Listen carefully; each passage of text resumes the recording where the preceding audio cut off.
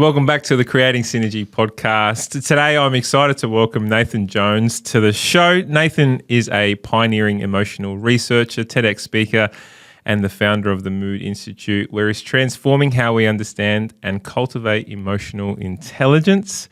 From his early days as a musician to a voiceover artist, his groundbreaking research on emotions, Nathan brings us a unique and powerful perspective on the role of emotional intelligence in workplaces and beyond. Welcome, Nathan. Oh, Daniel, good to be here. Thank you. Very excited to have you. We've been talking about this for a while, getting you on. Yeah, it's been on the wish list. It's been great. Creating synergy. Who wouldn't want to be on this podcast? Thank you. We've been keen to get you on for quite some time. Nathan, I'm going to start off with a pretty simple question, just to ease into the conversation. Yeah, sounds good. If you had to define it, what do you believe your purpose in life is? Oh my goodness. Oh my goodness. All right. Starting slow. If I asked this on a first date, I think I'd run right away. But no, this is good. Let's get deep. Okay, purpose in life. Look, I would say for me personally, my purpose is really to try to see, hear, and understand others in the best way I possibly can, and hopefully in return give others the chance to see, hear, and understand me too. So really just that whole space of communication, emotional connection, that's really, I think, my purpose on this planet. Beautiful. I love it. So what do we need to know about you and your earliest context? Oh, yeah. I know there's a big story there, but what do we need to know about your earliest context to understand the person that's sitting here in front of us today? Yeah. Look, I think, it's interesting if I think about this whole notion of being seen, heard, and understood. I think if I'm honest, going back to the earliest stages of my life, I didn't feel seen or heard or understood by really my family members or the people around me. I think I was a really shy kid, which a lot of people can't believe now when I'm doing speaking and all this kind of stuff. I'm like, no, I'm pretty shy, pretty introverted. And growing up as one of 6 kids, I was one of 5 boys in the family. We had one girl. Yep. And they're all pretty out there. They've got a lot of energy, and I tried to keep up with them. But we lived next door to a church in the manse, and my father, the Reverend, was the minister of the church next door. Wow. So obviously it almost felt like growing up as, like you hear these stories about Disney kids and Nickelodeon kids where they grow up in the spotlight. Yep. Certainly not at that level, but there was that element of, you've got to be on, right? You've got to be performing, but more than that, you've got to be good, right? You've got to not let people see any flaws. They can't see any imperfections. You've got to be on at all times. Otherwise, it's going to reflect badly on the Reverend of the church. And I think growing up, I really felt, maybe more than my other siblings, there was just this sense of, okay, I've got to suppress and hide everything that's coming up, particularly when it didn't align with the religion or the faith that was being preached from the pulpit. So that was a really interesting way to grow up. But I think the older I got, the more I realized that not only am I not being seen or heard or understood by others, I'm actually not even being seen or heard or understood by myself. Like, who am I? Do I even have a favorite color? Do I even have a favorite flavor of ice cream? Like, everything that I felt I was about being what other people needed me to be, or at least what I thought they needed me to be. And so that really set the stage for a lot of my work in finally discovering what it meant to actually feel your emotions. What does it mean to show up as a human that's deeply connected to who they are? And then how do we use that to then have meaningful, authentic connections with others? So really, a lot of my journey was finding my voice, I guess. I didn't speak much. I kept myself quiet. In fact, my mother, bless her, wonderful person, but grew up with these really old school beliefs and even used to say that children should be seen and not heard, right? That was almost the thing we had to do. So really interesting to come to terms with all these things that were emerging in me, particularly getting into puberty, growing up, and realizing all sorts of things about myself that maybe didn't fit the norms that I was growing up in. I think my journey, my backstory has really been, how do we find our deeper sense of authenticity and connect with every single one of these emotions that lives within us. Yeah. It seems like at the time you probably didn't realize that this was the life that you were living. You were putting on a show, so to speak. At what point, what was the pivotal point in your life where you actually said to yourself, no, like I need to be true to who I am? Yeah, great question. I think, I'm not sure whether there was any one moment, but it certainly was like a Polaroid picture, like becoming clearer over time and beginning to see like, ooh, okay.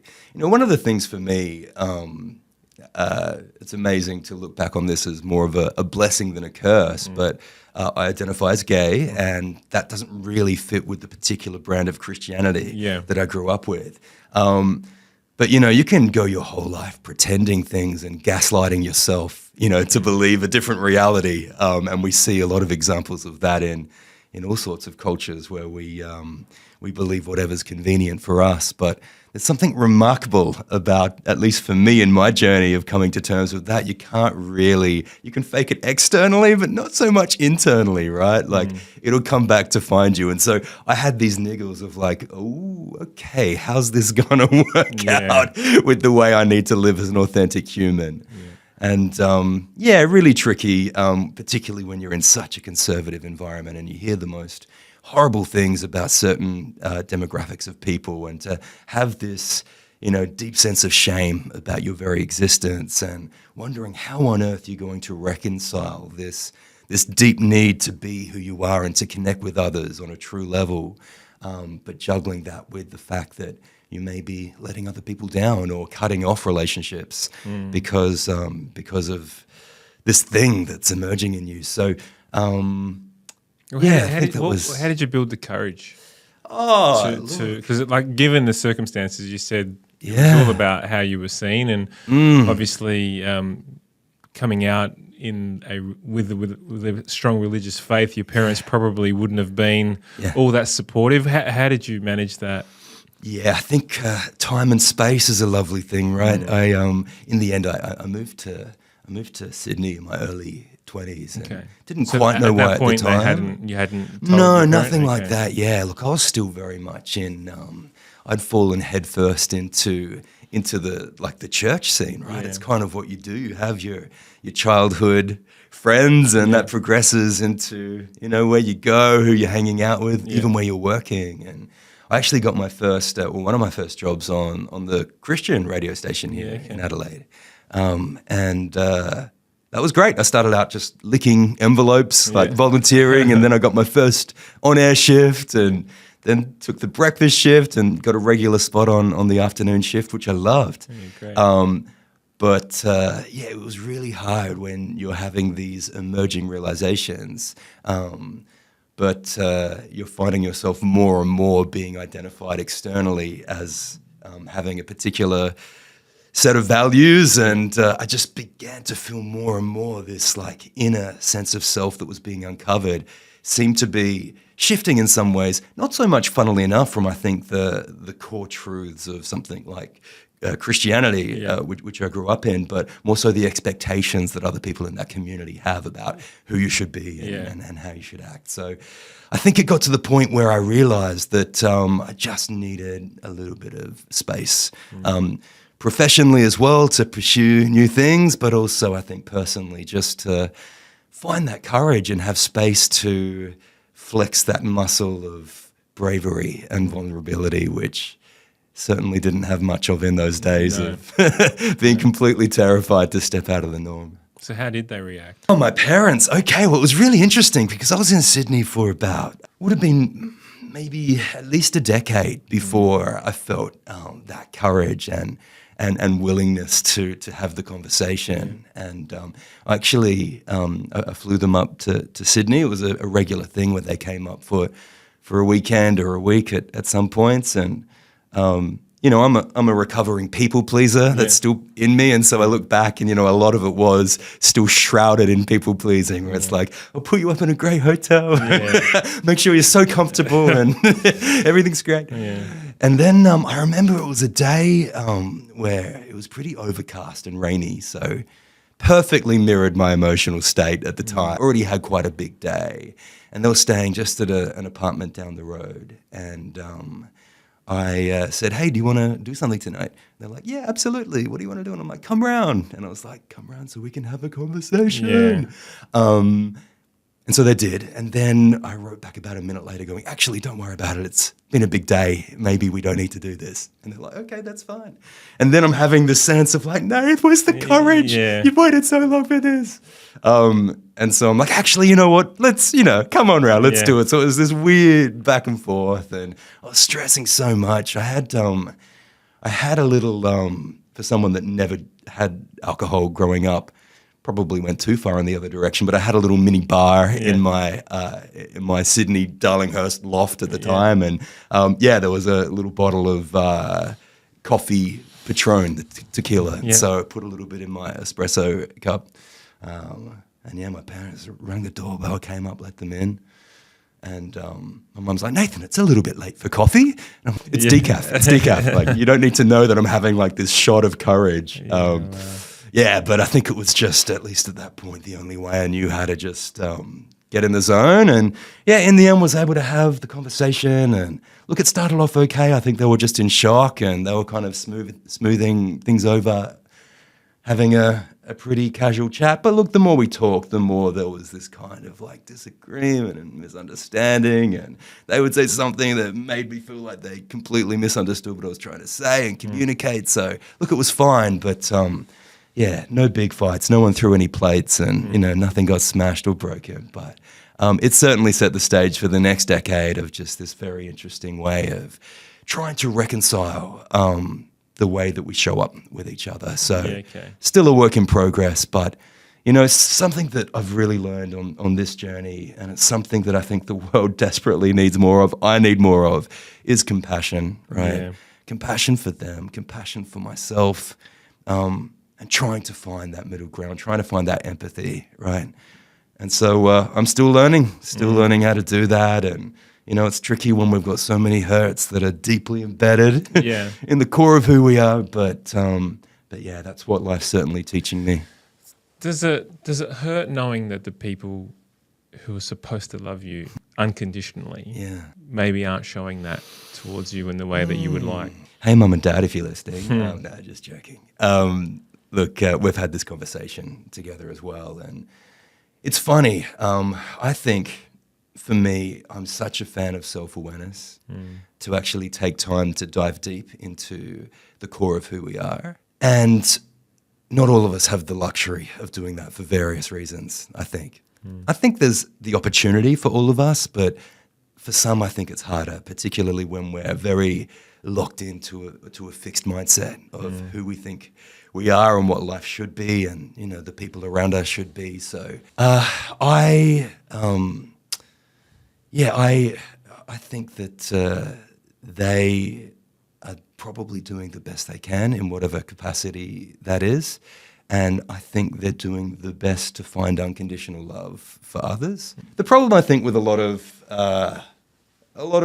religions or faiths, just particularly the one that I grew up in, is it is kind of conditional, right? You have to do this and follow this commandment or rule, otherwise you go to hell. Sorry about it, but that's the way it is. And of course, it's a lot more nuanced. There is grace, forgiveness, all these things as well. But when we get down to those fire and brimstone messages, you might see someone down at Rundle Mall giving. It is like turn or burn, right? Do this or you get that. And that for me is very conditional, right? If you don't be this, this will happen to you. It's consequences. And so it is hard to find, I think, unconditional love in that context. And growing up, I always felt that, if we learn that this big almighty God is someone that if you don't do this, you get eternal fire and brimstone, eternal punishment. I also felt that way about my own parents. If I don't do this, be this, achieve this, say this, then there will be separation. There will be eternal separation from that sense of love and connection. So whether or not they realize that, I grew up chasing approval, chasing that sense of love from people, but very much within a conditional framework. So been a lot of retraining of myself And I think it does start with yourself, right? To say to your own, whether it is that, it sounds cheesy, but that inner child, that part of us that has been hurt and wounded, to start retraining and reparenting with that sense of unconditional love has been the thing that I needed to do. I think growing up is realizing that whether or not we got it from our parents, we need to give it to ourselves. That's where it starts. Yeah. How much of who we are is our own nature versus our upbringing? Yeah, the nature versus nurture argument. Yeah.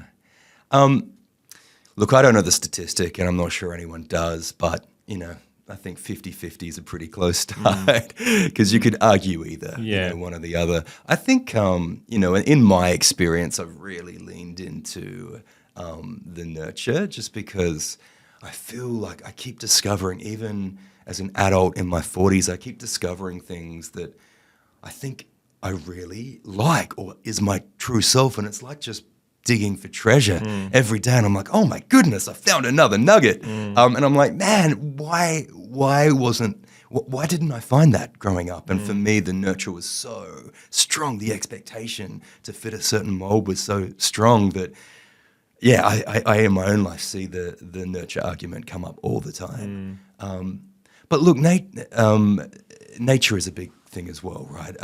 The kind of person that we are, that we're born as. A lot of parents, I don't have children, but a lot of parents, and you might find this yourself, Dan, will see aspects of their child from really, really early on, and they grow into that as they grow up. You have different temperaments, even from those very, very early years, and obviously we all have different personalities. That's a scientific construct that we have different ways of thinking and feeling and behaving, different tendencies. So absolutely, there's both. And I always find it interesting how they both combine together, how the interplay happens, and how when we, go to our schools or show up in our culture or, the expectations that we have, they kind of shape us together. So not sure of the exact percentage split, but it's definitely a bit of a dance going on between the both of them. Absolutely. Yeah. Do you you mentioned there that you're constantly finding these nuggets of yourself and you go searching. What does that look like? And how do you, we'll get into self-awareness shortly, but how do you self-reflect? Yeah, there's a few ways. That I do that. I think my favorite way, the way that's been, for me, the most healing thing, I've probably, really, if I think about it, the most healing thing or habit I've probably ever done in my life is the simple act of journaling, right? And making that a habit, getting up in the morning and just writing and creating this almost like a safe space with yourself that anything that comes up is okay. And for me, as being someone, as I mentioned before, that really had a big disconnection to who they were, like just not even really being able to see and hear and understand myself, not advocating for myself or understanding my complexities. Just this act of journaling just brought everything to the surface, which is really difficult at first. It's almost like, sometimes I think to have this real true sense of self-awareness, it's almost like you've got to go part-time with your job, or you've got to and not saying that to scare anybody, but it's just so immersive and things come up that you've been suppressing for a reason for a very long time. But for me, to let that all out is a really beneficial thing. I think there's a thought leader named Byron Katie. She says, all war begins and ends on paper. So it's like we're just getting our pen. We're asking ourselves these questions. We're asking the why behind the why. How am I feeling today? Why is this? Why did that happen? Why did I react this way? And we start airing our grief. We start putting things together, and it's almost like you see those Hollywood movies of that person who's trying to solve a case in their basement, and they've got that red string tying all these different plot points together and suspects. It's kind of like when we're emotion detectives. We're actually figuring out, oh my goodness, the way I reacted in this work meeting yesterday, that actually mirrored that time that I didn't get that validation from my year 2 teacher, and they humiliated me in front of the class. And then I went and did, oh man, and that's probably why. And we're like, oh, right, we're doing this work. And then we see that coming up the next day, and we're able to notice and to pivot and adjust and take it back to the paper to be able to get that, what I like to call mental hygiene, right? Because when we go to the dentist, we get told that we need to, brush our teeth or floss. Yep. It's something that we just do, and we've all learned how to brush our teeth at least once a day, right? Hopefully twice, sometimes 3. But it's just something that we don't have to think about. Yeah. And I think just like dental hygiene, I think mental hygiene is what we do when we either journal or we take a time to pause and reflect and to meditate, or when we have some time to have an intentional conversation with someone we care for and that is safe for us, to say, how are you going? And to listen and to repeat it back and to hear the same, with each other. I think these intentional spaces are really that mental hygiene we need to do every day. Otherwise, we'll kind of get the psychological equivalent of, what do you call it? What's the dental thing? A cavity or something. Cavity. Yeah. You get a cavity. You get a psychological cavity. Absolutely, yeah, that's a good way of thinking about it. I think the journaling, I do journal off and on. It's not a religious exercise for me in the sense that I do it every day. But I'd hate for anyone to read it. Like it would. Like I can almost hear myself screaming at the notepad when I'm writing. Sometimes the self-judgment that's in there. Like I'm scared sometimes when I write. So I'm not going to write that just in case anyone actually reads this fucking thing, right? So, and I think what I've learned over the time of doing it is like actually writing the thing is the most important thing. Yeah. Because it gets it out. Like it just absolutely suppresses the maybe pain associated with it. I mean, it's not all dark and deep, but there's a lot of opportunities and gratefulness and everything else that comes up in journaling. But it's when you are from my perspective, when you are striving to figure something out, getting it to its absolute root cause is the key. Yeah, it is. They say you've got to feel it to heal it. Yeah, right? That's right. To actually writing it down is a great way to do that. But I absolutely relate to the hesitancy though in getting stuff down. I remember I used to start journaling when I was still living with my parents. And again, people pleaser, right? I used to write as if my mother was going to find it. Yeah. And so, and you can imagine how superficial that becomes. But so maybe we need to create like this self-destructing journal in some way that kind of just implodes after you write it. Yeah, or get yourself a remarkable and put a there we go. Put a passcode on it, and then no one can ever promo code in the link. Yeah, that's right. SynergyIQ, 20% off. 100%. Yeah. There's a guy that I follow. I'm not sure if you know his name, but his name's Naval Ravikant, and he does a practice. It's a form of meditation where he's like for this mental hygiene conversation. He says, try sitting with yourself for an hour, like sitting on a couch, nothing else around you, like no phones, no TV, and just sit in your own thoughts. It's so hard. Yeah, and it's almost impossible. People just get agitated, and you start. And he said, if you can make that a practice, that eventually you'll be able to silence those things that keep coming up, and you'll be able to note them and push them to the side, or this, that, the other. Realize that a lot of it is just noise. And none of it is actually. And it's just that practice that's part of meditation, isn't it? Really, just that practice in the hearing your thoughts and being in amongst your thoughts as opposed to just flogging them off or trying to be busy so you don't have to worry about it. Totally, hey. So interesting. I think that's getting a little bit more of, some mainstream awareness as well, with all of us being so stimulated with our devices, and we're realizing some of the catastrophic effects it's having on us. I noticed, I think it was on the ABC show Gruen a couple of months ago, is where it was brought to my attention, but this art that a lot of young guys are apparently doing on long-haul flights. I've got one coming up from Singapore to New York, which is 19 hours, I think it is, or about that.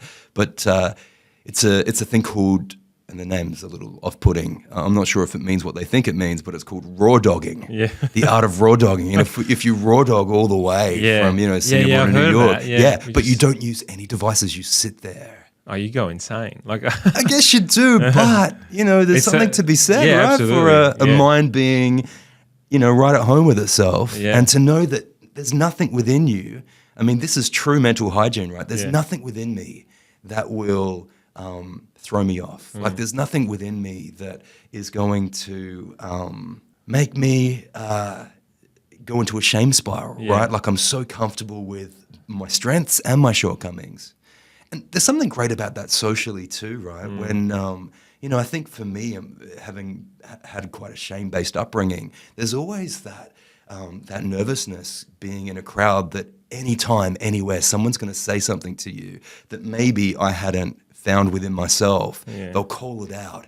And since I haven't done my own work, I'll go into a shame spiral, right? But there's something to be said about just being so comfortable with yourself. You can be with yourself in silence for an hour and know that anything that comes up, whether it's the positives about you, the negatives, the strengths, the weaknesses, it all belongs. And I can notice it, accept it, and just be with it. And that just creates such a superpower in your day-to-day life at work, when you're, in high-stakes environments, just to know that you've got this hygiene going, this practice, this freedom inside you that, you become Teflon, right? Nothing can really stick to you because you're comfortable with yourself. You're comfortable in the silence. You don't need to suppress it with a TikTok feed or a YouTube Shorts feed. You can be there and let whatever comes up come up. You just, as you're talking then, popped into my head. You mentioned earlier that you're recovering from approval addiction or whatever. Yes. I can't remember the exact words that you. Why? And I would say that I would fall into the category, and I don't have the upbringing. I guess you had a upbringing where you were suppressing potentially who you were in order to please your parents, and you were putting on a show. And I don't have that. Yeah, I was accepted for who I was. My parents loved me unconditionally. They did pretty much fucking everything. Like, I'm good Italian boy, Mum on a whim would make me whatever I want from, that's kind of what I grew up with. But yet I still believe there's this need for approval consistently. And I don't know whether I've tried to go down this path. I guess what I'm saying is, for those who haven't really suffered through their childhood, how come these things still come out to play? Like, that's still happen. Why is that? I don't know. And maybe that's part of the nature. I think so. Such a good question. And I think some of it just comes down to the human condition, right? I don't think life is easy for anyone. It's a universal truth, unfortunately, like that life is hard. And every second commercial on TV is going to try to tell us the opposite, right? Or at least it's hard until you have their product, which will make everything easy.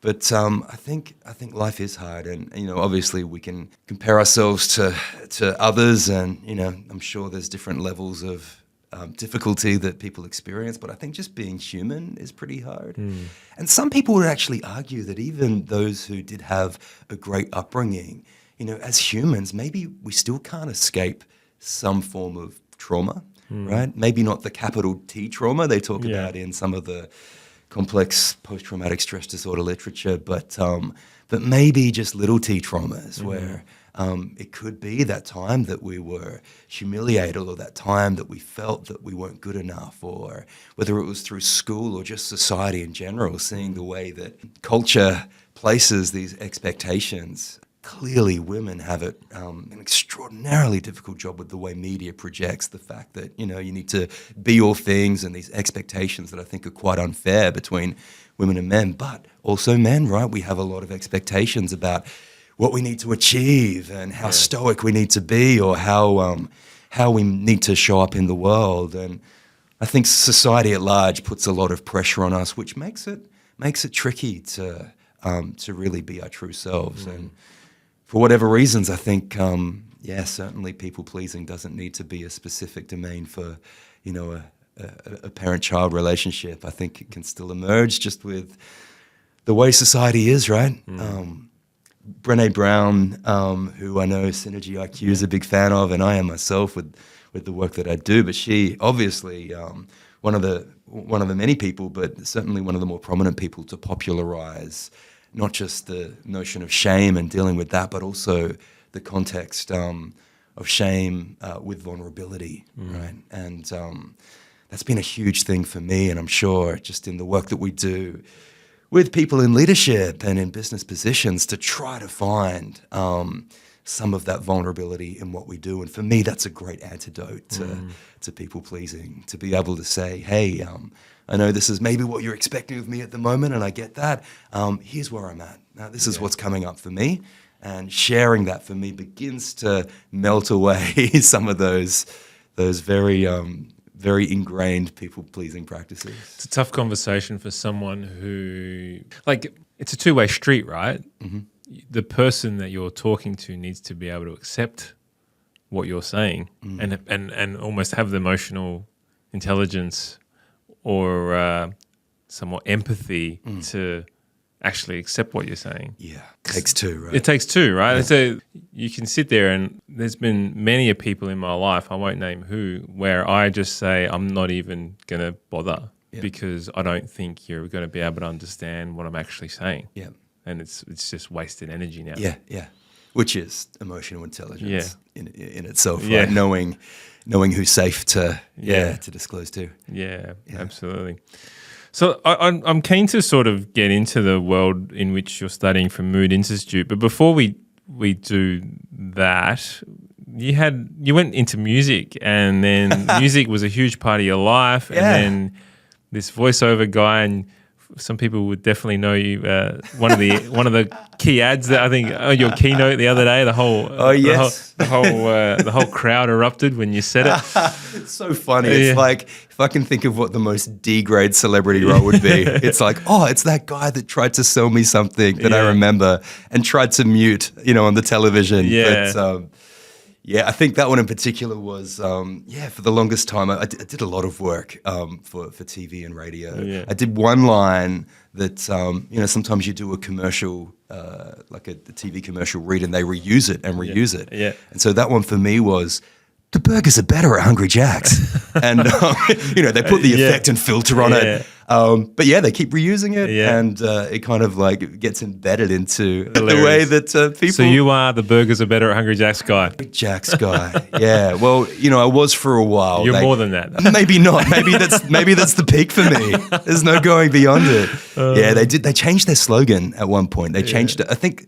these corporate, rooms, strategy rooms, they're like, we make salads now, and it's kind of cool to be healthy. So we shouldn't say the burgers are better. They changed it to like makes it better or something like that. And it didn't work. No. And so they went back, but they unfortunately did not choose me. Yeah. So, but there were a lot of other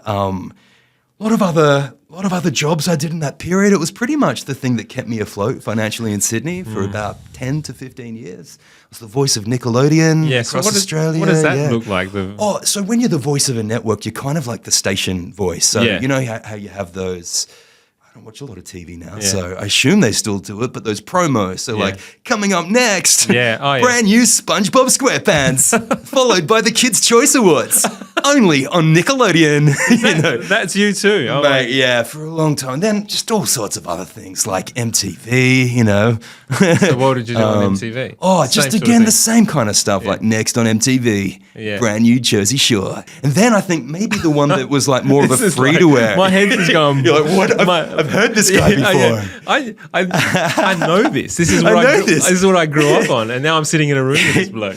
The biggest D-grade honor for me was when, because growing up, I used to be obsessed with TV and TV commercials. I actually used to record TV commercials on my first Sony recorder, and because we weren't allowed to watch commercials growing up, my father was like, I don't want you to be, infiltrated, which is probably very wise. But I used to, this is how rebellious I got, I used to record them and listen to them under my pillow at night. I used to hear the way people communicated and talked, and they had sometimes a lot of joy in their voice, or sometimes it was really, emotive and expressive. And I'm almost beginning to know what communication skills are and talking and using your voice as a tool to communicate.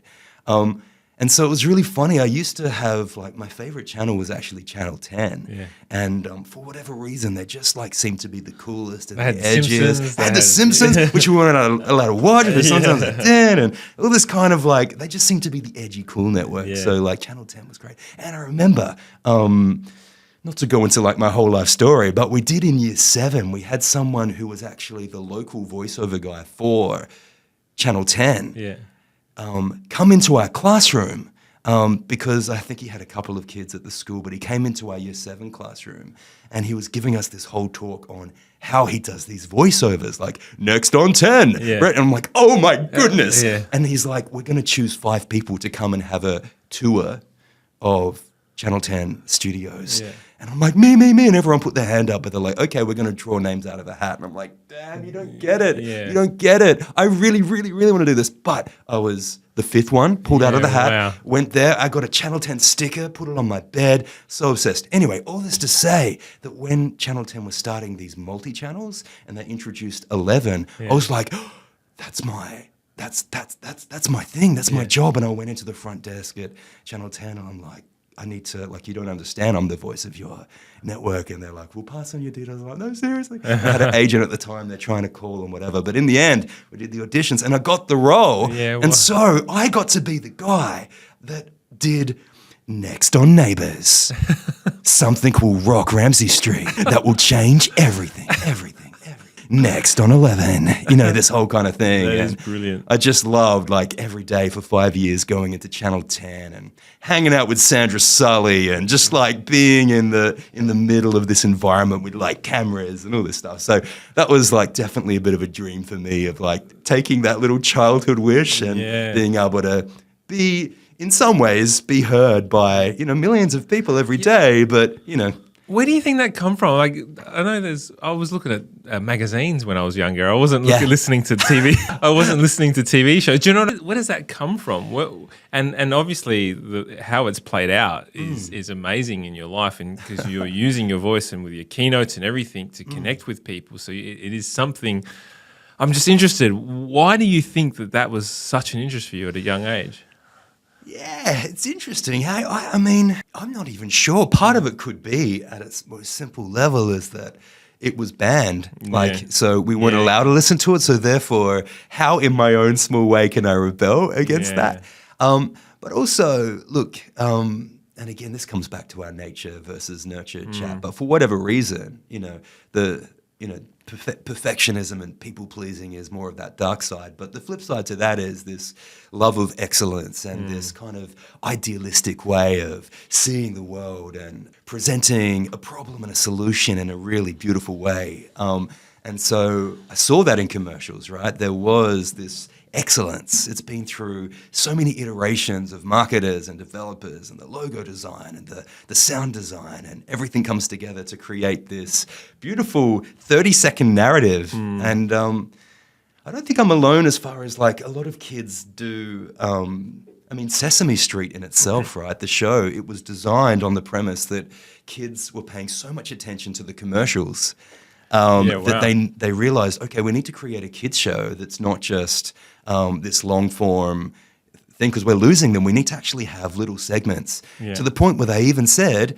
today's episode is brought to you by the letter P and the number 4. Like it's actually like a sponsored segment by the alphabet and numbers. And so I think which was clever, pretty clever, right? And it really like. And maybe that's why we all have ADHD now. I don't know, short attention spans. But I it's think funny that you say that. It's like Sesame Street was doing TikTok reels, wasn't it? They were. In the sense it was like 30-second little clips and totally. Yeah, just a mishmash. Yeah, wow, I hadn't even thought. And of we that. love like kids love seeing repetition too, right? Like anyone that's got kids just knows like you really want to watch Frozen again. Like you literally know it off by heart. Yeah. But there's comfort in repetition sometimes, right? Yeah, 13 different videos of people eating gummies. Yeah, like it just doesn't make sense. Like, how is this? How is this entertainment? How is this entertainment? 13.7 million views. Like, crazy. It's unbelievable. Yeah. Anyway, huge. We digress. We do. So, how does this world then lead you into your study? Yeah, look, I think the main thing for me was just this notion of like, how do we harness emotion? How do we understand it? Because it's such an elusive thing. I mean, you did mention before some of the music. That was kind of my other thing I branched into as well. At the time, particularly when I was in Sydney, then I moved to New York for a couple of years as well to try to take that further. But yeah, that was a whole world there. I had a brief development deal with Sony Music at one point. You got a couple of records out, did you? Yeah, I did. Yeah, we did a few music videos and worked with a few artists over in New York, which was great, crazy. Just got to know a lot of. Were you a singer? Crazy, yes. So still with the voice? Yes, a continuation of that, right? And even more personal because I wasn't reading scripts, selling hamburgers. It was actually creating my own narratives and lyrics.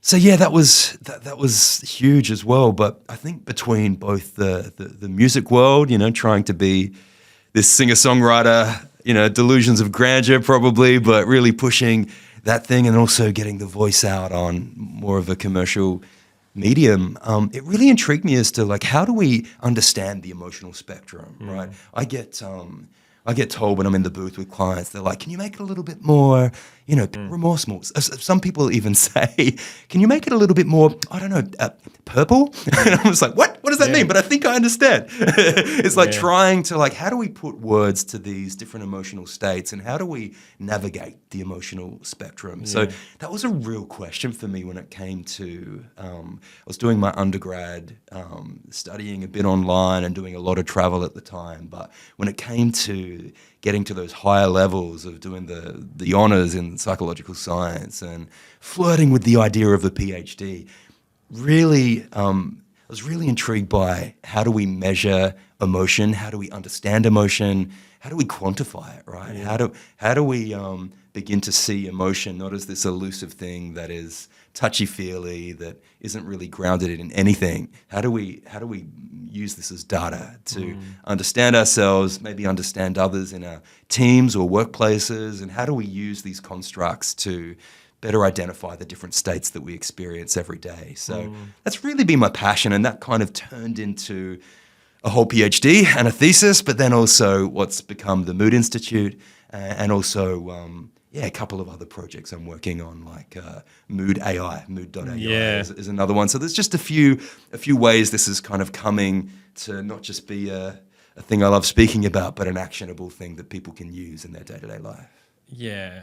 You're definitely changing the way people are thinking about it, which is amazing. So what is emotional? Like, if you had to define emotional intelligence, how would you define it? And why is it so vital in everyday life, the workplace, home life, you name it? Absolutely. Well, I think emotional intelligence generally, the way it's generally understood is it's kind of got a few different sides. It starts with ourself, self-awareness, understanding ourselves, as we've discussed, having that mental hygiene. But more than that, also regulating ourselves, right? So when things get crazy, when the chaos emerges, how do we keep our cool? How do we notice it, understand it, but not let it get the better of us, so that we're having Kardashian moments, or this drama that we look back on going, okay, that wasn't my best self. That was a regrettable incident. So absolutely self-awareness and self-regulation. But then the flip side of outside of ourselves, how do we actually communicate with others? So how do we understand other people and really have that sense of empathy and knowing them and getting them and vibing with them?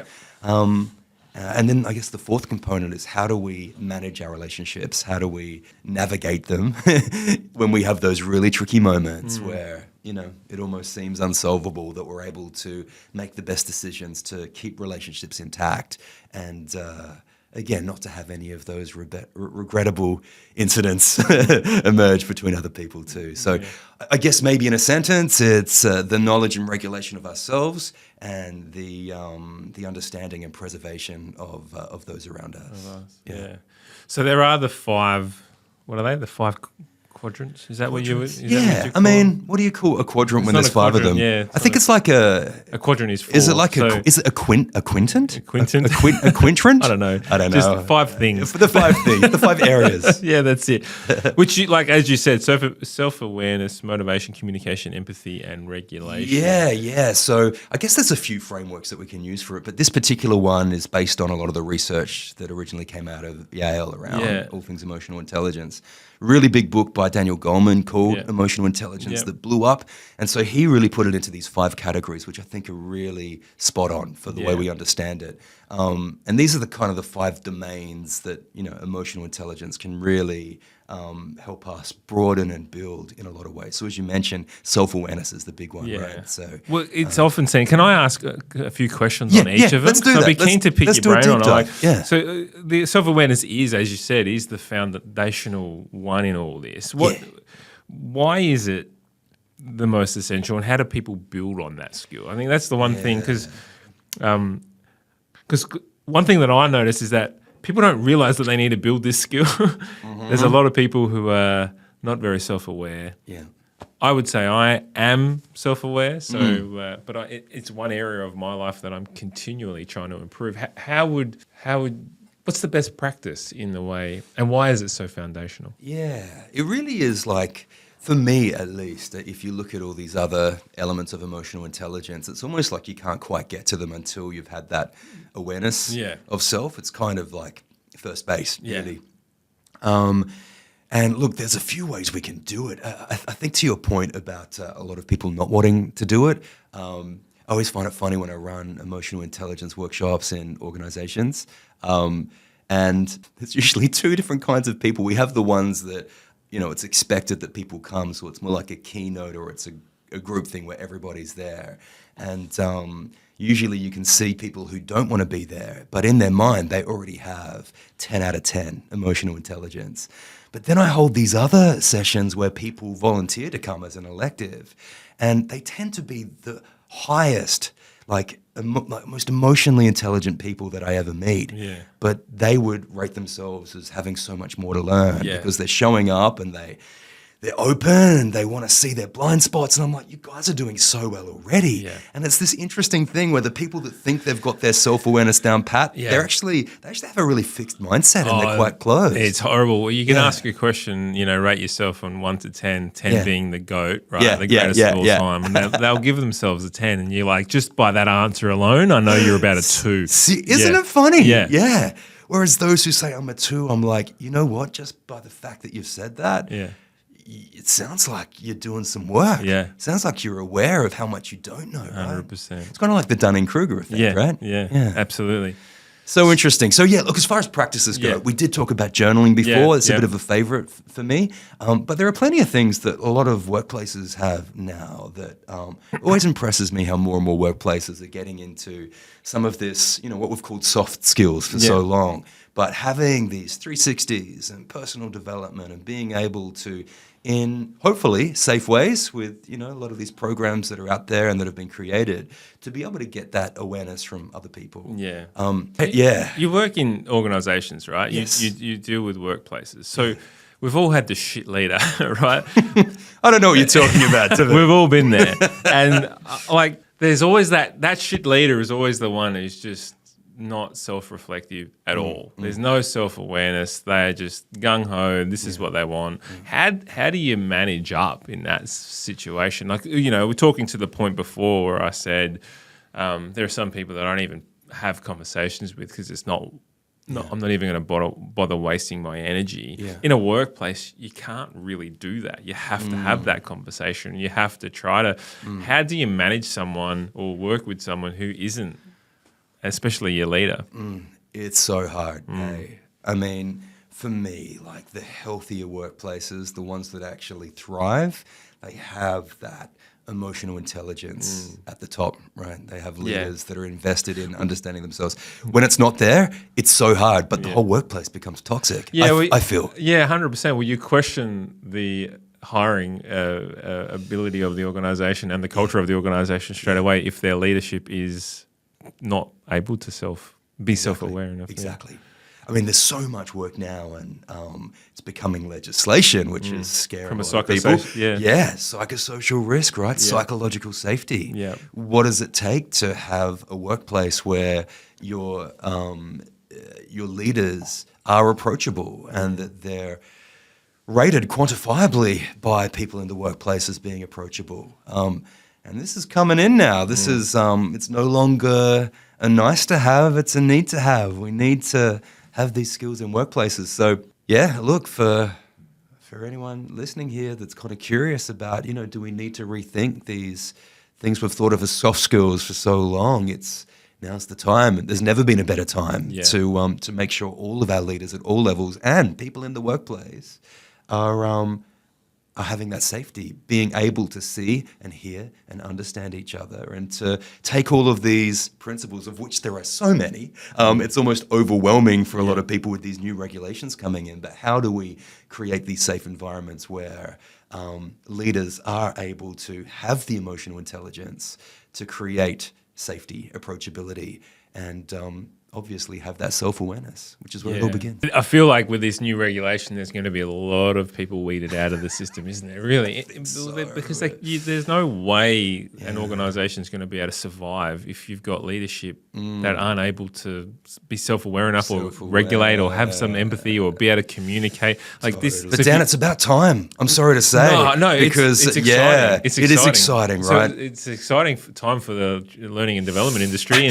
We're licking our lips. It's just like, yes. Yeah. But you know what? Like, leadership's changing, right? Yeah. Like, for so long, we've had people that are like clamoring to get to the top. So you get these A-type personalities that will do whatever it takes to get into a position of power and leadership. Yeah. But, this whole notion of servant leadership, right? Like the leader eating last, like all of this this newer mindset of, being able to be approachable and supporting your team. It's changing the game in a lot of ways, and it means that those typical people that are really about making themselves look good and having more of a, to be honest, like a self-centered, not super self-aware approach in leading, thinking they can drop bombshells and not take accountability, it's shifting. And maybe that's a good thing. Yeah, absolutely it is. So motivation was one of the other 5. What did we say? I was going to go back to the quadrant thing. One of those other 5 emotional intelligence things. That, and I guess for me, this is like about resilience and staying positive as opposed to just the drive. Like, cause we think of motivations like, I've got the motivation to drive, but resilience and what did I say earlier? Staying positive. They're probably 2 of the key areas. Am I correct in saying? I would say so. Absolutely. I think kind of positivity, optimism, and resilience, sometimes, we all tend to overuse words sometimes so they can get a bit of a bad rap. And sometimes even positivity and resilience can be used against people, right? So someone brings up a legitimate concern and you're like, just be positive. Toxic positivity, right? No bad vibes, good vibes only. And resilience sometimes. Exactly, I could. Hey, I can sell anything. I can even sell toxic positivity to you, Dan. Toxicpositivity.com. No bad vibes. No bad vibes. Limited time only. Terms and conditions apply. Also, resilience sometimes we can use against people in a way where you've got a toxic workplace that's falling apart and you're like, okay, guys, we need a bit of resilience today. And it's like, maybe we just need to recognize the elephant in the room and pull things out. So yeah, look, but both really great things, and sometimes we've overused them or maybe used them in not so positive ways. But I would also say that motivation really is figuring out in ourselves what is the difference between this intrinsic motivation, like the things that really light us up, that we want to deeply do, that align with the core of who we are, which obviously comes through self-awareness too, right? Finding out what some people refer to as their ikigai, right? Their reason for living, like their thing, the thing that lights them up. How do we hook the things that we do into that sense of self where the motivation is actually cultivated through the things that we actually want to be activating ourselves to do. So how do we find intrinsic motivation rather than going through life extrinsically motivated, Yeah. waiting till the very last minute, doing things because we know we're either going to get in trouble, lose money, things are going to fall apart. And I think emotional intelligence helps us connect with what it is that we really want to bring to the world, and also activates us in the moment so we can, even when we don't feel like doing something, connect with our truest self and find motivation to get well, going. that's why I asked you the question, the very first question of this podcast, which was, what's your purpose? Yeah. Because I know that you are true to your purpose. I know that you live to those values. And I think you can hear that, and when you speak, you can hear that in the excitement. And I've just seen you out and about, and obviously the conversations we've had in the past, this want to connect and understand people is something. So I can see your motivation quite clearly, and I think, which is great. I think this is people are scared to put their thoughts on their sleeve, right? We hosted an event not long ago. There was about 70 or 80 people in the room, and I got up on stage and I said, look, this is where we want to take the business, and worldwide and all the above. And one of the people in the room was actually one of the basketball mums that my daughters play basketball with. Yeah, right. And she saw me at training. She goes, I thought that was amazing that you were able to get up on stage and sort of talk about your vision of where you wanted to go, and you weren't embarrassed by it, or you weren't concerned what people were going to think about it. And I'm like, it's because I'm true to who I am, right? That's if I what else can I attach myself to? That's who I am at the core. So I think the motivation and finding some sort of purpose, and if it's not purpose, then could it be values? Is it? Oh, I think so. Yeah. It's so closely intertwined. Yeah, absolutely. That's great, Dan. And look, in seeing the way you lead as well, I can absolutely see that too. Just being able to, be driven by that, that inner purpose, and to be motivated by that. I mean, I don't know if you could run a podcast and have these long form conversations with so many different leaders unless it was that thing that you wanted to bring to the world. So it's a beautiful thing to watch. So communication was the next one, which and I guess for me, when it comes to communication as a component of emotional intelligence, like for me, it's fundamental. Like you can't. Communication is not only in verbal, though, is it? It's physical communication. It's all the above. It's behavioural. Exactly. Yeah. Exactly. I mean, in some frameworks, this is referred to as social skills. Yeah. But communication, social skills, it's all that same kind of area, but so essential, right? I mean, we know that as humans, you think right back to like the cave people, cavemen, cave women. Really, communication is what kept them alive, right? Like whether it was kind of drawing and telling stories on the walls, or being around the fire, and like this skill of like bonding and connecting, like it's what's kept us going for so many years. So important to have. And I've shared a little bit already about my experience with that, but it's something that, can absolutely be learned, because I don't think I've had it. In fact, I've probably been, remarkably poor at it in the past. Yeah.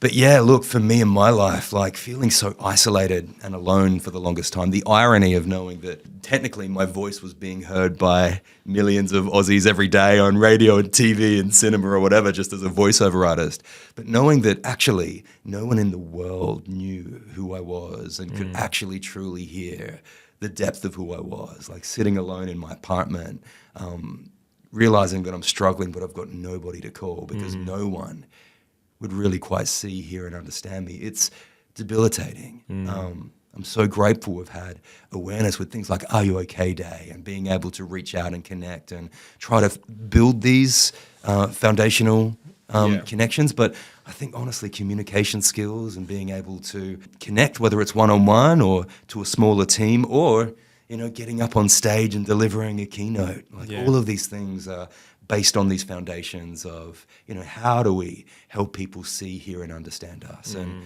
emotional intelligence really helps us bring that to life and to feel more connected with those around us. Is this part of the, when you talk about social, what you say, social...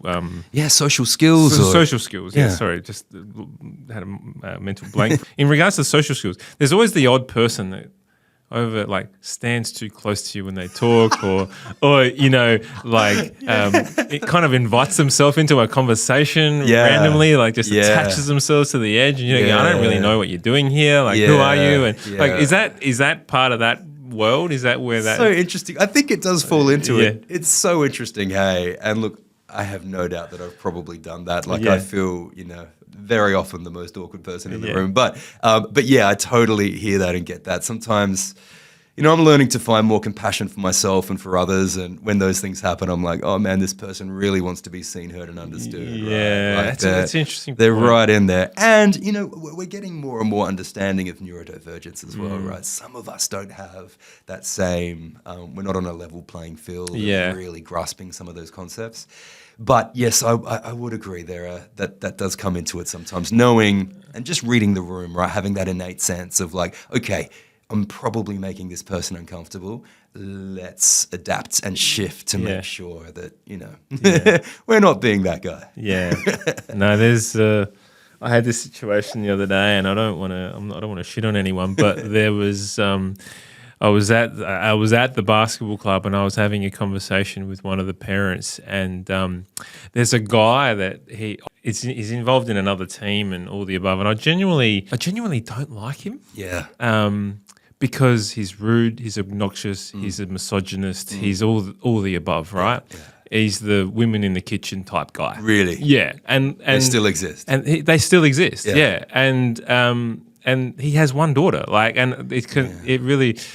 Anyway, let's not go down that path. But he did exactly that. He just kind of attached himself to this side of this conversation. Yeah. And the guy that I was speaking to, me and him actually don't really want to talk to him at all because of who he is. But it's the most awkward thing. And I'm gonna say, like, we just ignored him. Oh yeah, sure. And then, but it stuck in my head. Yeah. Because to my values, that was the wrong thing to do. But then I keep going back to this because this comes back to the approval seeking. Like, I don't want to upset him. I don't want to but why do I care? Like that. Do you know what I mean? Like it was a really awkward situation for everyone that I didn't create. Yeah. But yet I felt like I was the bad guy. Welcome to humanity. Yeah, correct. Right? Yeah, I totally hear it. Yeah. And you know what? Like, this is where self-compassion is great because we're actually never going to make, like, perfection doesn't exist. Yeah. We're never going to have the perfect outcome in a lot of ways. But, and, you know, maybe that action that you took may not be the one you take with another person or even with that same person at a different time. Like, all sorts of factors come into that.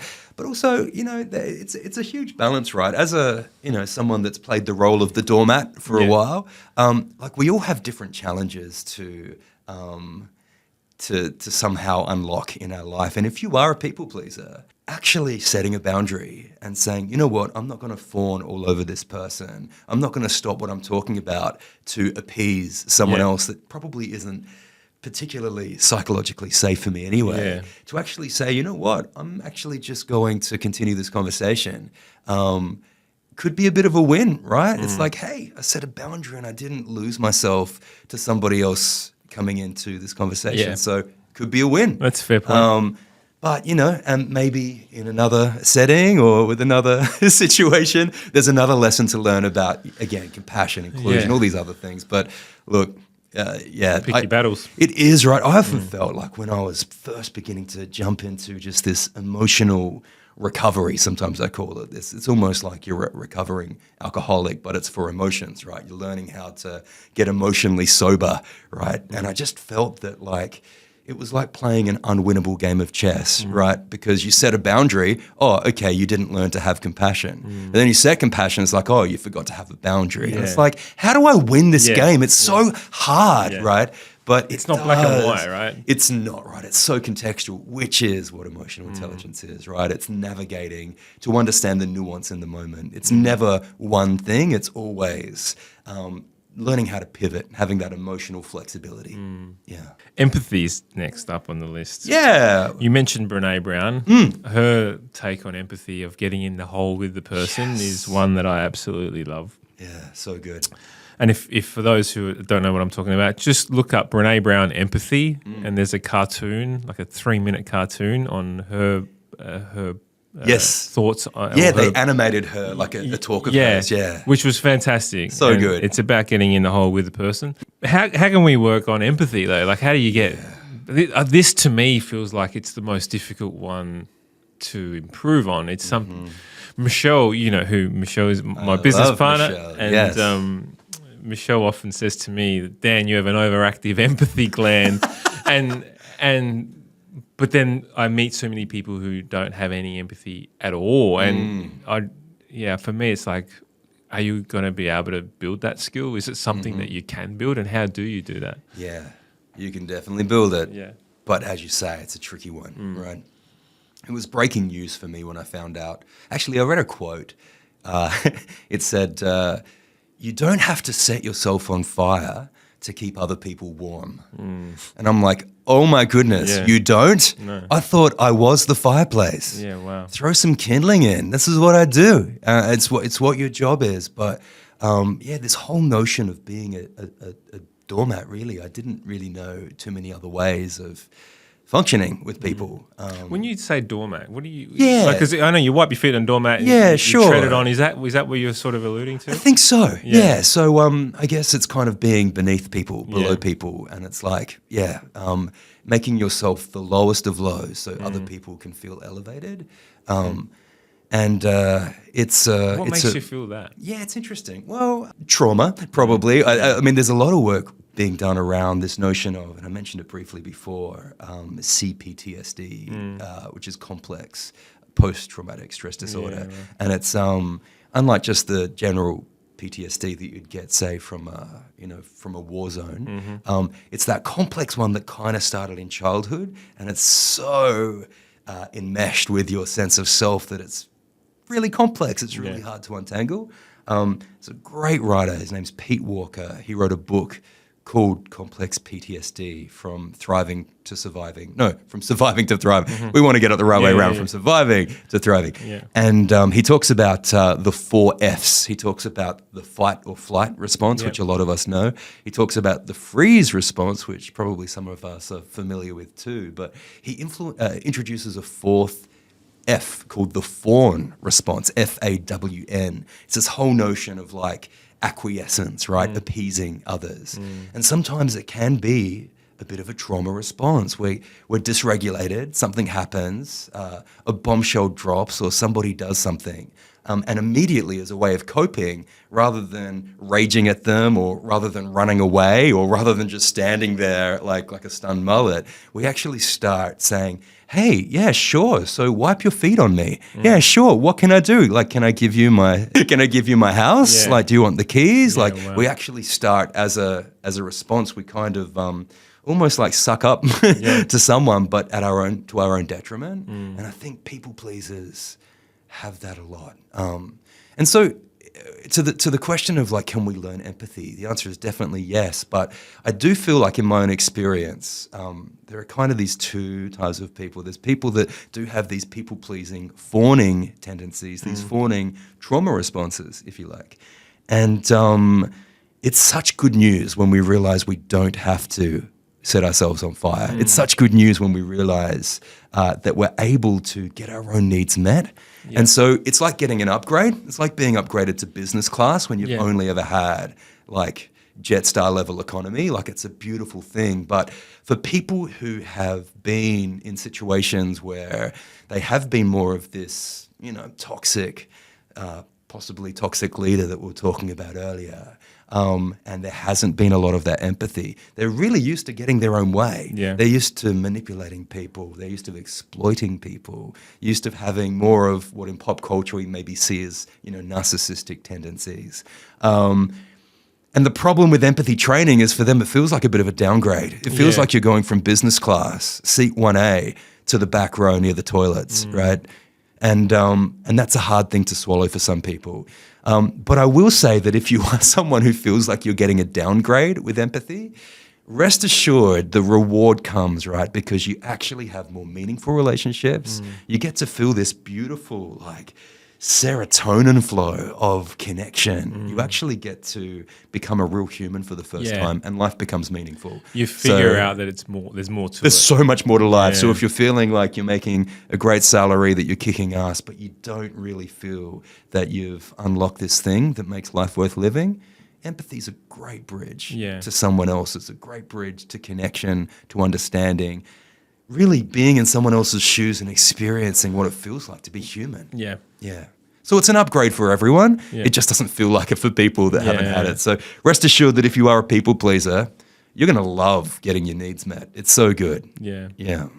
Is there, we talked about toxic positivity before. So there's positivity and there's toxic positivity. Yeah. Is there empathy and toxic empathy? Yeah, there definitely is. Yeah. I have a few frameworks that I teach with emotional intelligence. I actually use, through some of my research with the PhD, I use different colors because of being able to map emotions onto general color emotion associations. You spoke about this in your keynote. I love it. It sounds super whack and people are like, what are you talking about? But I don't think it does. Like Inside Out, the Disney movie, like their joy is yellow. Yes. Sadness is blue. Yes. Disgust was green. Yeah. Anger red. Anger red. Fear purple. Purple. Yeah. Then the new ones, anxiety orange. Like I think they use colors. They do. I thought it was brilliant. I think it's brilliant too. And they've done their research because it kind of does map onto a lot of these tendencies that we see come up. And even when they released the second movie recently, right? Anxiety, on the emotional kind of axes that we use when we research, like anxiety is, this high arousal. It's like excitement.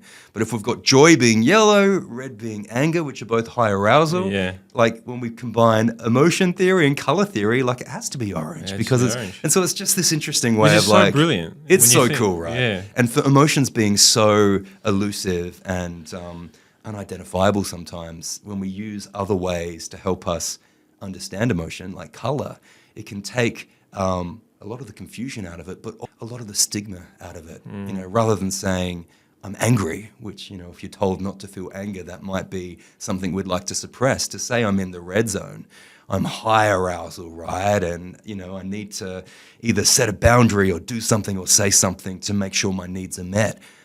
A lot less shame attached to that than maybe using some of the words that we're often scared of.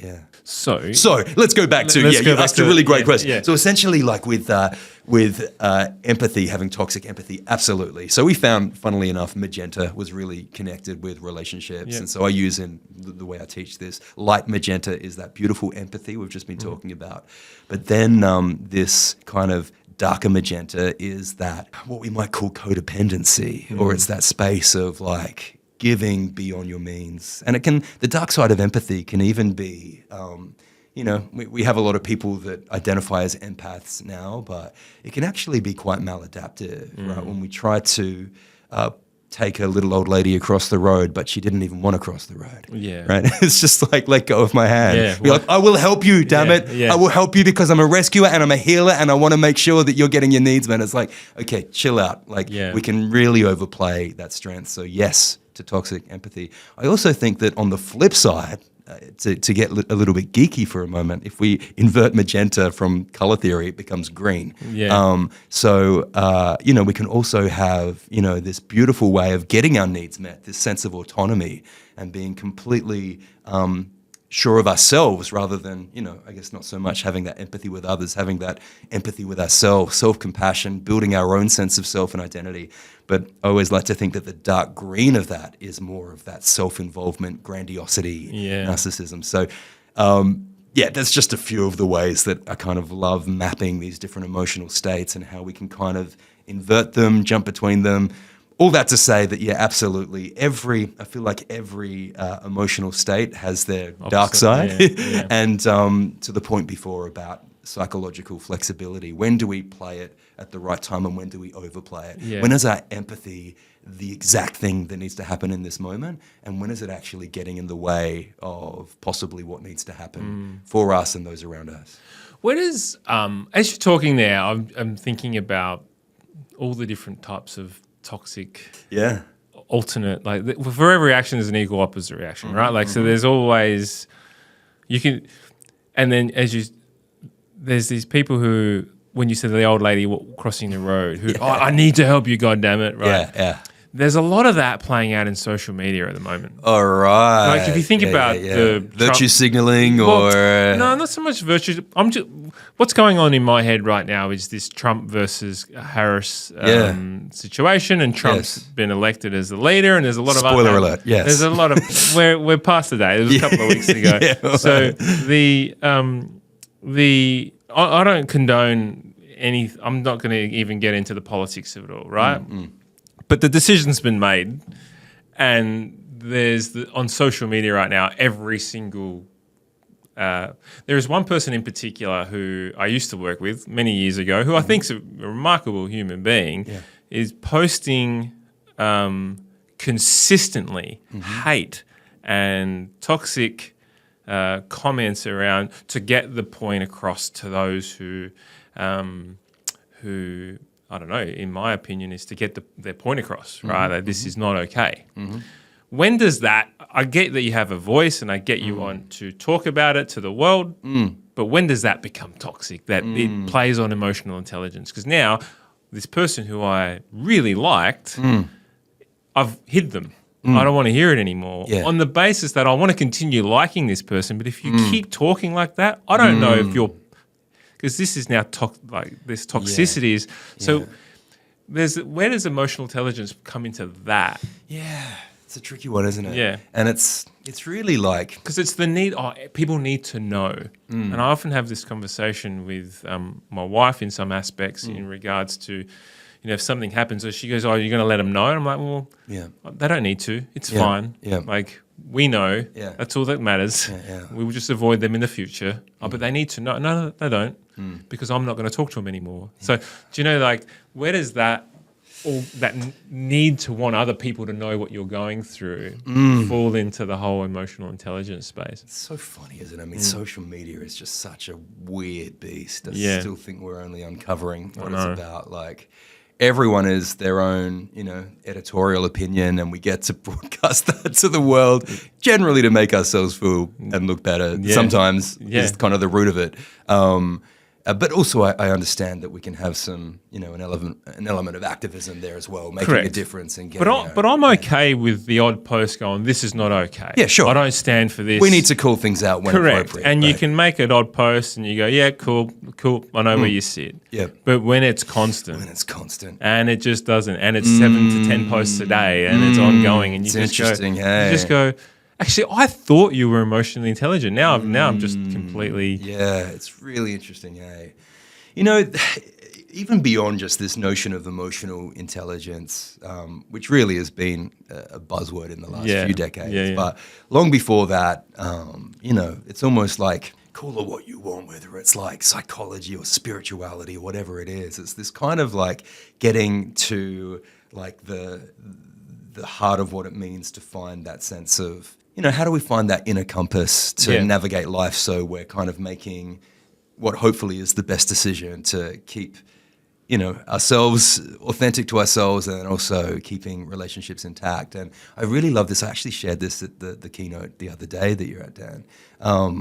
And I'm not a religious person, and even though this is a prayer, it's one that I think we can all relate to. And they use it in those 12-step groups, like with Alcoholics Anonymous, and there's even a Codependence Anonymous, believe it or not, and adult children of alcoholics and dysfunctional families. They're all kind of tied together with what they call the Serenity Prayer, and they tend to say this at the end of those meetings. And that is, grant me the serenity to accept the things I cannot change, courage to change the things I can, and the wisdom to know the difference. That was on a fridge magnet. Yeah, I got it. Yeah, on my fridge. Really? My whole really? It is literally what I really probably in some old school cursive. Yeah. But it was. yeah, totally. Brown and yellow. Brown and yellow. So retro. But maybe that's like been on my parents' fridge for so long that it's great. And honestly, but it's so true. It's so true. Religious or not, it's so true. I think it's one of the wisest things that humanity has tapped into, honestly. Because when do we hold on and when do we let go? And it sounds like you're your friend on social media when we have an outcome that maybe, some of us, many of us weren't hoping for. I think Australia's climate's a little different from the US, but obviously there's a time and a place to campaign and to petition, and I think, say, the Democrats were doing that because it was a time to act, right? But then there comes a time to accept and to have the serenity to accept what's going on. I'm so glad that the Democrats were able to do that, probably unlike 2020. Yeah. But I think, there's a time to understand that, okay, this is the reality. How do I take that acceptance and then maybe find some of that wisdom to know the difference of the things I can change, and rather than maybe venting online, what do we do in our local community, right? What are we doing to create the world and the immediate environment we want to be in? Yeah. And that's where some of that, whether it is virtue signaling or grandstanding or putting things out on social media, it's great. Like, let's activate people, but let's make sure we're walking the talk too. It's an interesting debate. I put a change management on. I run a change company. Yeah. There's 70 to 80 million people that voted in favour. Something's there. Yeah. Like, we can't say that they're all this, that, and the other. They're all toxic and they're all white supremacists and whatever. Like, we can't. There's 80 million people. It's a good sample size. Yeah. So I for me, I just go to, why did they vote that way? Great question to ask. That's it. There must be something more. There must be something. Exactly. What am I not seeing? Correct. Right. And that's I don't think we're ever going to know. We live in Australia. We don't live over there. And I've got some friends that do live over there, and they go, guys, it's so bad over here at the moment that people just want to change. Yeah. They want it, like, from inflation and all the above. So, anyway, I think that's if you can just try to see different people's perspectives. Yeah. I think that's as opposed to always just trying to push your own. Totally. It ties into the notion of humility, right? In a lot of ways, right? Like, just, help me understand you. Like, to show up with that curiosity and say, hey, this is the way I see things. Yeah. Don't have it all right, but help me see your point of view. I want to know. Yeah. Because that's no different to what you said at the start of the podcast when you said, I want to seek to understand. Other people. And, there's 80 million people that have voted. There's something there. The data. There's something that's showing us something. That's where I go to. Like, the result is not favourable. We all understand that. Yeah, it's interesting. I just go into the lens of, I think this is something you talk about as well a lot, is stimulus and response. Yes. Viktor Frankl. Between stimulus and response, there's a gap. That gap is choice. And I was explaining this to my daughters the other day. It's something I just drum into their brain, is this stimulus response thing. And so I gave like a little playful smack onto my daughter's hand when we were talking about it. And I said, the stimulus is the smack on the hand. Your response could be, you punch me back in the face, you yell and scream at me and tell me that's not nice, or you could cry, or you could scream and whinge, or you could not say anything, or you could laugh. Yeah. Like, there's so many different responses that you could have from that little smack in your hand. It's everything in between there is your choice. Yeah, very much so. Which kind of brings us to self-regulation. Self-regulation, really, absolutely. Yeah, it's just knowing how we can broaden that space, like rather than just unconsciously reacting. How do we create as big a gap as possible to respond in a way that we don't regret? Well, how do you? That's where my question was going. So you read my mind. Like, how do we create that gap? And actually just take the time to think about other people's perspectives, take the time to think about, think about what our response will be. I mean, when you talk from the Viktor Frankl point of view, the one thing about that, but I've read that book 1,000 times, so Man's Search for Meaning, it's about Viktor Frankl being a Holocaust survivor who was a psychotherapist, and the book in itself, they were driving to the gas chambers. I'll never forget this. They were driving from concentration camp to concentration camp, and they were going from one that had gas chambers to one that didn't. And so when they were driving towards it and they saw there was no chimneys, right, which with no, like, there was no chimneys, no smoke, there's nothing, they all started cheering. right? And you think about, you're in like the depths of trauma. You are in the depths of what is the worst thing that's happened to humanity, and you're happy because there's no chimneys. like Next level. next right? level. It just blows my mind. Good. So again, brings us back to the point. At that moment, they had a choice. They could have still just kept going and given up on life or whatever, but they chose that was something to be happy about. How do we create that space in between? How do we get it further so we can actually... Yeah, exactly. Get more time. The more time, Yeah. more time to make a better choice. Yeah. Yeah. Look, I mean, it's so hard. Yeah. Right. But like all of these emotional intelligence competencies, it's not like IQ that's generally fixed. EQ is buildable and moldable. And so we're able to, through practice and obviously failing, at least more than once, to be able to build that muscle is certainly the way that it goes. I have a little framework that I like to use and it's actually based on this quote by Viktor Frankl, this whole notion of there being a space in between stimulus and response. And I call it the pause framework. And like all good frameworks, it's an acronym, right? PAUSE.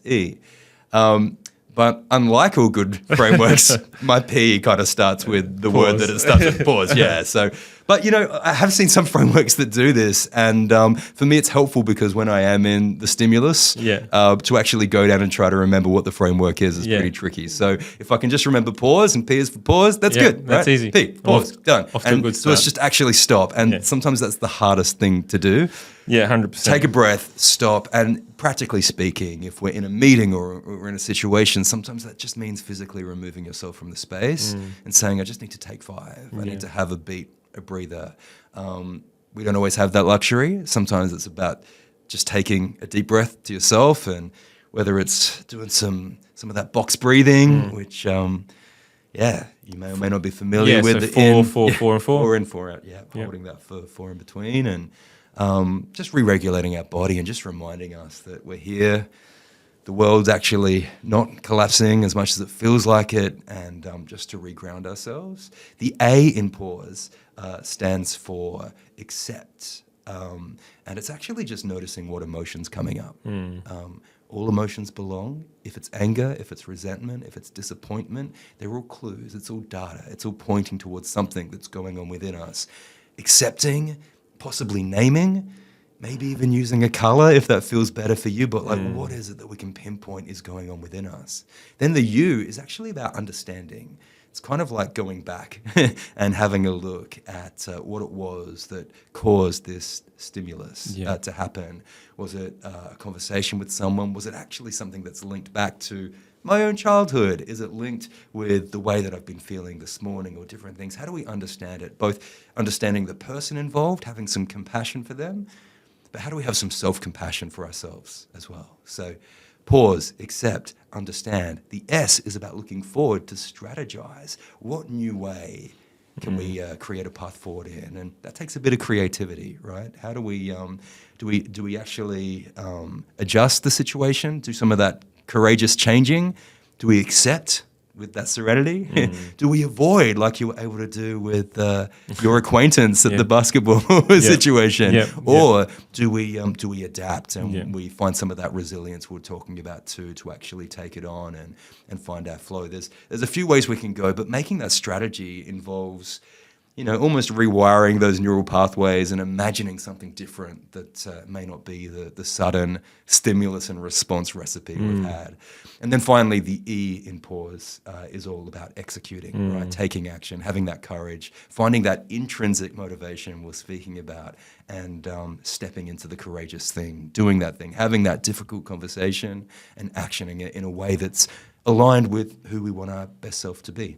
So pause, it's P for pause, A for accept, U for understand, S for strategize, and E for execute. Yeah. And that's all going to happen in your brain quickly, isn't it? Right? Yeah. Because we talk about fight or flight. Oh, and totally. All It's these like different right things. on. It's right on. Yeah. So someone says something unfavorable to you, or something, like racist or a slur or whatever it is, your response, like that pause thing, how do you build it in when like I guess instinct sometimes kicks in? Yeah, absolutely.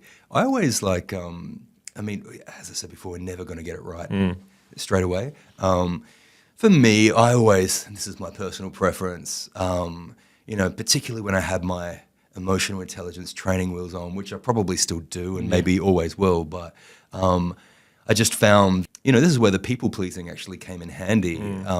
I actually, I found it far easier to hold in my thoughts rather than to let them out, which got me into trouble sometimes because I probably should have stood up for myself. But in a self-regulation framing, it actually helped me to be able to go, you know what? Okay, that was completely offensive. Let me just hold that for a sec. And it gave me license to go away and pause, like to be able to unpack it. And then if I did need to go back saying, hey, like about 10 minutes back, this happened, you said this, can I have a bit of a chat about that? And to be able to assert yourself in a way that doesn't lead to some of those regrettable moments. And of course, I've had plenty of times when I've been holding that resentment in so long that I did erupt, because I think we all have our breaking point. And there were those regrettable moments where I'd say something back that's, oh my God, I surprise myself by how much of a bitch I can be sometimes. I will say things that I'm like, oh my God, that was so cutting. I just cut to the core of their humanity. Horrible. Yeah. And so, knowing that, okay, Nath, we've got to go back and make this right. But that only comes with a pause, and I think it happens over time. We begin to learn, and I think that's the skill, getting so comfortable within ourselves and knowing what we will tolerate in the moment and what we can't. And for me, I feel like that gap between stimulus and response has been able to be a little quicker, right, where I'm able to better understand what best Nath would do, and hopefully I'm a little more adept at expressing that in the moment. Do you see that people react different ways in certain environments? Like just for example, my wife will say something to me and I'll react in a way that I absolutely wouldn't in the workplace, right? And why is it so different from home to work? So interesting, I mean, I think our partners get a bad rap sometimes. I think they're the most convenient target, right? Yeah. They're the most close but for by. me, it's the learning that I'm actually just trying to figure out myself. Oh, totally. Because my business partner, Michelle, or anyone in my team might say something that, might get the blood boiling. Yeah, but you've got that regulation. Yeah, and I just go, I'm going to bite my tongue and I'm going to walk away, or I'm going to not say anything, or I'm going to counter with a different thought process, or whatever it is. Yeah. Whereas when my wife says something, it's fight. It's right out. It's fight back, right? And I don't know why that is. Yeah. Look, I do think like sometimes like when we're around someone, like they do become like the closest, the closest outlet for us to do that. And there could be an argument, like don't want to be an advocate of, relationships that are based on like, built on tension. But there is something safe about our partners generally where we're able to... You believe it's unconditional, exactly, right? So you've created a space where it's like, hey, if I'm feeling this way, I get to express myself, which, there's something quite lovely about. Yeah. But doesn't make it doesn't make it right. No, because my wife would say to me sometimes, and I don't want to get into the whole relation. Like we love each other more than we know, but she'll say something. It's like, oh, you wouldn't have reacted that way because she's seen me at work. Like I've seen you, I've heard you on the phone, I've heard, and you don't react that. But with me, you react that way. Right off the handle. So she's smart enough to figure out that Dan reacts in two different ways. She's like, I know you have the capability not to act like this. I've seen it. And yet here we are. Yeah, correct. Yeah, it's funny, isn't it? Look, it's such a, our partners, our parents, like these people that are in our absolute core of our circle. It's just so much more complex with them. They're our greatest teachers, right? It's crazy. I know Ram Dass, who's like a spiritual teacher, he's like, if you think you're enlightened, go spend a week with your parents. Like I think these family systems that we have, like we think we've got it all together. We'll be like on our kind of stages or podcasts or whatever talking about how, this is A equals B, when this happens, do this. But when we're in those core systems, right, it's hard. It's hard. There's nothing more grounding than walking back into your parents' house. I think we go there sort of every couple of weeks for a meal or catch up with my sister and whatnot. And I'm like in the corporate world, I'm Daniel Franco, CEO, podcast host, and I think well regarded and all the above. And then when I walk back into my parents' house, I'm like, Dan, the stingy little kid that and it's just like, oh my God, I'm so much different to that now. So funny. Yeah. It has a way of like teleporting us back, right? Oh, Mom, that's not fair. Yeah. She got more than me. Yeah, it's irritating. It's so irritating. And I know when I'm walking in that's what I'm confronted with. So I'm learning to bite my tongue. Amazing. Self-regulation. Yeah, I know. Hooray. I know. Yeah, it's a tricky one though. And I reckon, like honestly, if we're talking about self-awareness being probably the most important of these emotional intelligence skills, self-regulation, tell you what, that's a tricky one, right? Yeah. Like when the fires are hot and the moment is happening, it's really, really hard to be our best self. Yeah.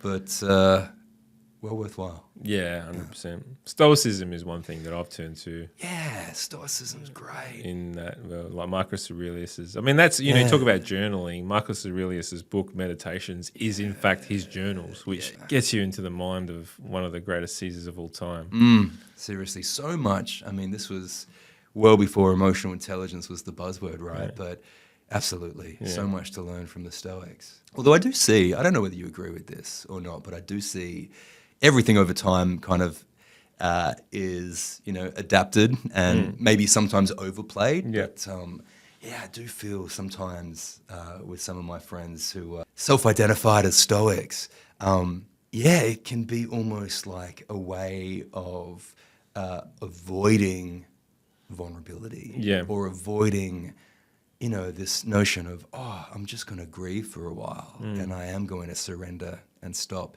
A lot of it for me sometimes, at least what I see sometimes, is about the changing, right? The courage to change. But sometimes not as much the serenity to accept, which probably isn't in line with a lot of these meditations by Aurelius. If you...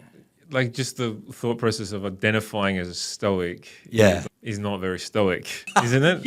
Isn't it like it's similar to like thinking I'm the greatest of all time? But yet I'm actually a two. Because stoicism is a way of thinking. It's not something that we ever master. Something that we are. Like for me, it's something that I practice. I read a lot up on, but shit, I'm missing the mark left, right, and center. So I'm not even anywhere close to calling myself a stoic.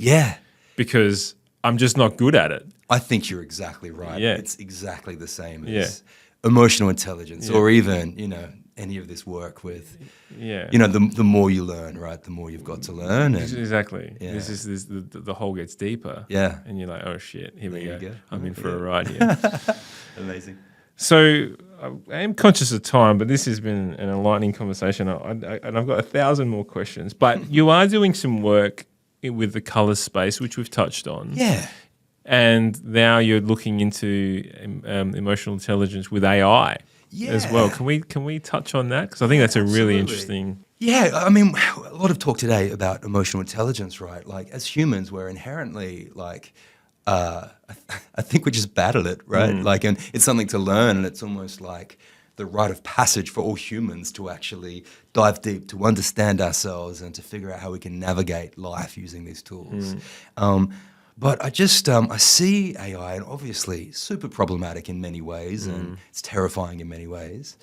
But, me being a little bit of an optimist, I do see so much good that AI has to offer in reminding us of our best selves and telling us maybe when we're veering from that, maybe giving us insights that we otherwise wouldn't have had, and almost supercharging this notion of the journaling or the mental hygiene, helping us even more quickly and deeply understand the ways that we feel and think and behave. So I think personally it's really exciting.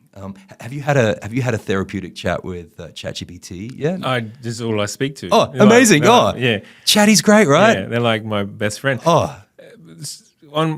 In my car is where I typically will just hook up ChatGPTs and just talk. Just have a chat. What do you think of this? And tell me about that. And I've got this idea, and I think it's fabulous. So good. Yeah, so it's good. like It's just someone to talk to, though. I would rather a conversation with you. I would rather a conversation with you. But I get that. Yeah. But if we're talking about self-awareness being the key to EQ, what better way to help supercharge some of that self-awareness? Because I know even when I journal, it takes me quite a while to get to the truth of what's going on. And it is only just after looking through pages and pages of journals, I'm like, oh my goodness, I'm seeing a theme emerge here. But I'm only as good as my own self-awareness there. But I think there are so many ways to use AI to help us better understand our emotional data, right? Because if emotions are just data, there being no good emotions or bad emotions, like sure, pleasant and unpleasant emotions. You said this to me before. There's no bad or good emotions, like there is no good or bad colors. Exactly, right? exactly. And I love that, the way you put that. Oh, thanks, mate. It's foreign. It was foreign to me for the longest time, and I think foreign to a lot of us because we tend to talk about bad emotions. I don't want to feel that, so I'm going to suppress it. But I like to use the analogy sometimes of, if you're working with an Excel spreadsheet and there's a lot of data about last quarter's results and you didn't like some of the results, like it's probably not going to serve you well in the long term to just delete the rows that don't reflect favorably. Like it might look good in the moment, but it's going to catch up with you eventually. It's pulling wool over your eyes. It is. It's putting your head You're in not the in reality, sand. right? Yeah. And reality is a good place to be, as hard as it is sometimes. And so you It's can't all really we've call got, the right? data bad or good. Like it's like, well, it just is. Yeah. It just is. So emotions are the same. Like if you're feeling, for me, say if I am feeling resentful and I ignore that, I'm like, well, feeling resentful makes me look like a bad person, so I'm going to suppress that resentment. Yeah. Resentment for me, when that comes up, that's a beautiful data point. It's Yeah. like, Nathan, you forgot to set a boundary. Yeah. And I'm like, oh my goodness, so what did I not set a boundary in? This. And I know when that happened. And okay, that's a great data point. By accepting that emotion, I get to make a different choice. So just talk on that. Yeah. How does resentment, how is that not setting a boundary? Oh, okay. Well, this is just something for me. But I'm yeah. interested in it. Hey. Resentment is common. It's so common, right? Okay, so say I hypothetically, and this is the opposite of the truth, but say I really didn't want to be here on this podcast, and because I had some other things to do today, and the time is creeping up on us, and I'm feeling that level of resentment. For me, to be able to accept that would be, hey, Nathan, you probably should have said that today's not a good day to come on in and do this podcast. And by setting that boundary and actually making your needs clear, maybe that was violated and maybe that's something we can learn for next time or something that we can incorporate into our emotional recovery, right? So, and to this point with AI, I think absolutely. There's a common school of thought which is like it's either a fuck yes or it's a no. Because then you know you're in. It's either all in, or if I'm kind of then I'm not going to do it because then I'm going to hold resentment towards this person. Therefore, I'm not going to. Totally. Yeah. I hear that. Just those high quality yeses. High quality no's. Sorry, keep going. Look, I guess just to put AI on something that's so intangible, to be able to have ways of checking in, whether that's manual self-report, which is still the best way to do it because we understand and we can kind of use ways to do that. I like to use a color emotion check-in with what we're working on at Mood.ai, which is a lot of fun. But if we can have those data points, like how might AI tell us, hey, you tend to get resentful on Friday mornings in this location, maybe even weather, who knows? Like all of these data points we get, how can we, obviously building it on absolute privacy, but how do we use this as a tool to help us level up and be the best people we can be? How can we use that to supercharge our emotional intelligence in a world where it seems increasingly hard to get there? Yeah. Just as you're speaking there, and I'm thinking about AI having all these data points, would sleep and food and like all this would come? Like it's an ecosystem, isn't it? Really, everything belongs here. I mean, I specialize more in the emotion part of the mood, but we know that great sleep is important. We know that exercise and movement, joyful movement is essential. Because there's the hangry and there's all food. What is it? Halt, hungry, angry, lonely, tired is what they say when we're about to blow up. Usually they all play into it as well. So how do we have, again, AI telling us, hey, I've been noticing your bedtimes, or I've been noticing, some of these things. How do we plug and play all these things together to help us level up? I recently well, not recently. Over a year ago, I joined, which Whoop. is, have you heard of Whoop? It's like those Aura rings. Oh, Or the yes, Whoop, the I have, Whoop I band have. that track your. So good. Haven't tried it. Well, they are good, and you know, I loved the data. I'm a data guy. I like statistics and numbers and all the above that goes with it. So the data that it was coming from, it was fantastic. It would teach me about my stress. It would teach me about my sleep. It would teach me about my heart rate variability and all the things that are going to help me improve my quality of life, right? If I can get them under wraps. But I found myself becoming so obsessed with the data that it became toxic. Yeah, right. It because everything, I was just trying to change everything in order to get this data better. Right, I quit alcohol. I quit. I was trying to go to I was doing all these different things. Like, no, I have to go to bed at 9 o'clock every night. I need to get so many hours sleep. And then when that didn't happen, I'd get angry at my wife. Like, well, you got to be in bed at the same time. Like all these different things that just completely was controlling because I was obsessed with the data. And so I've now stopped wearing the band on the fact that I'm just going to go with feel. Yeah. I'm just going to go with how I feel. That's great. Yeah. Do you feel like the wearable actually helped you, trained you to come back to yourself, or do you think it really was a bit of a... The wearable helped me understand.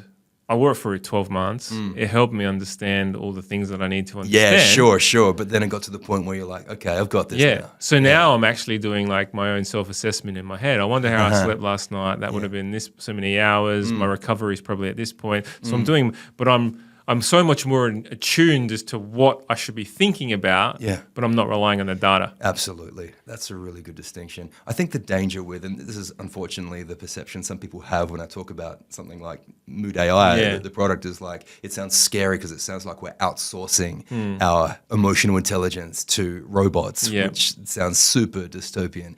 But I think to your point, I think it's about using these tools to actually embed them within ourselves, right? And to help us find that intrinsic sense of motivation and understanding. I think we go back to the point of it being toxic again, right? Too much data can make you do things to try to manipulate the data, like you said, with the financials. And exactly. And particularly then, if you're a high achiever, an A-type personality. Yeah, right? and so I have to notice that about myself. Yeah. I am when it comes to financials, even for the business. Like the team are often telling me, Dan, it's okay. They're only our goals. Yeah. No one else. It's like the journaling. No one else is going to see it, mate. Like, don't worry about it. Like, just and so I think that that's definitely something I'm trying to work on is how to not become so obsessed with data because I hear it. Yeah. So interesting. In a world where we're moving to more data and super data driven, right? I love the data. Yeah. It's actually something that can go too far. Yeah, I think you're right. And I think it's so important with all of these products that are now kind of being created. How do we, like we were saying before, there's like a light shade and a dark shade of every emotional concept or whatever. Empathy we talked about before, which is rarely ever talked about, the dark side of empathy. But how do we bake that into these platforms where it's not about leveling up, because we can't be on all the time. We can't be in like courage to change mode, like we can't be in the, changing the world every day. We need to have time to recharge and to have the flip side. So how do we build in this notion of like, hey, your data's, not where it was last week, and that's okay, and not penalizing people for not being on this kind of ultra performance high, like to be able to honor every emotional state and to know that all emotions, all states belong. But to gently nudge you in a place that helps you be in line with who you want your best self to be. I think Brene talks about this a lot. Perfectionism is probably a trait that one that I'm trying to because there was a saying. I'm one of those guys. It's bite off more than you can chew. I'm the type of guy that's bite off more than you can chew and then chew like buggery, right? Like it can be problematic. Super problematic. Yeah, you kick amazing goals, but. Yeah, you burn out, right? Yeah, crazy burnout. I want to look to wrap this up. We've been going for quite some time. I think we could talk absolutely, for another 2 hours if we wanted to, but maybe we'll have to get you on for a second episode. But the one thing I remember you said to me, which I would love for you to reflect on again as we sort of move into quickfire questions, which was really around the idea of emotions matter. Yeah. You said to me, I asked you the question, what's one thing that you're really, in a previous conversation, what's one thing that you want people to understand coming away from this conversation? Yeah. And you said that emotions matter and they belong. Can you just help us understand that? Yeah. Emotions, they get a bit of a bad rap, right? The number of people I've talked to that will say, I'm not emotional at all. Like, I don't listen to my emotions. I'm purely logic-based, right? I'm purely data-driven. Emotion is kind of a dirty word because it means you're flying off the handle or thinking irrationally or, I think there's a really weird historical way of like seeing like women as the emotional ones and men as the logical ones. But man, have you ever seen how many men get angry? Anger's an emotion, right? And I know a lot of the women in my life, they're so great at kind of logically understanding the nuance of things. So I think that that lazy way that we try to understand emotions is probably due for a refresh. And in leadership, when people talk about, people are getting too emotional, there's too much drama, they put it into this basket of it's not helping us with productivity, they don't matter, like let's focus, like keep your emotions for your downtime, but let's really focus on putting the emotions aside and focusing on productivity or, all the things that we like to do in business. But when I say emotions matter, I'm really pointing to the fact that without emotions, when we mask them, when we suppress them, it actually does affect our productivity. It does affect our mindset. It does affect our relationships, and it affects the bottom line of our business. It affects the halo effect of our company. But for workplaces that say emotions do matter and you belong and you get to show up to work, obviously within reason, we have a job to do, but to be able to have that space for emotions to be talked about and injected into the work that we do, it helps us belong. When emotions belong, we belong, right? So really that's something that would be a bit of a rooftop message, right? Emotions matter, and that, as we said before, like all colors, they all belong, right? If we really hated a particular color, if we really hated red and we tried to remove it from the color spectrum, the whole model would break because you need red to make the other colors. It's part of the emotional spectrum. And similarly, like if we take an emotion away, say if we do equate red to anger, attention. Without high tension, how do we get up and go to the gym? How do we stand up for people that are being oppressed? How do we speak at a rally, or how do we activate and rally the troops to really have a kick-ass quarter and really level up our business results? Red is great, but how do we use that? So all emotions belong, all emotional states belong. The way we navigate it is emotional intelligence. I'll never forget. I remember there was a speaker. I can't remember. He was the guy that trained Tony Robbins. Yeah, right. He was a keynote speaker, and he said disgust is one of the most powerful emotions because he said disgust was the very thing that changed my life. In that I wasn't happy. I was actually disgusted with where I was going in my life and the choices that I'd made up to that point. Therefore, at that particular point in my life, I decided to change. Yeah, amazing.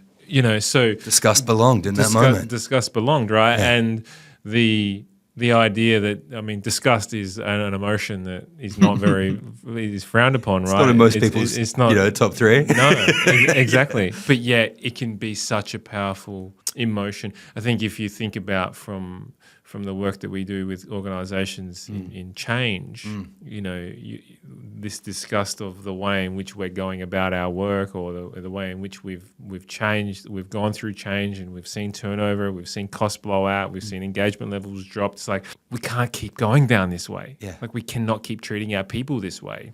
How do we do something different? How do we move and pivot into a world where we're actually going to consider?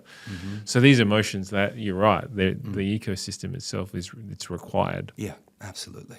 if you had to encapsulate your entire journey to date with one single lesson or one single message, what would that be? Simple question, Dan. Yeah, I know.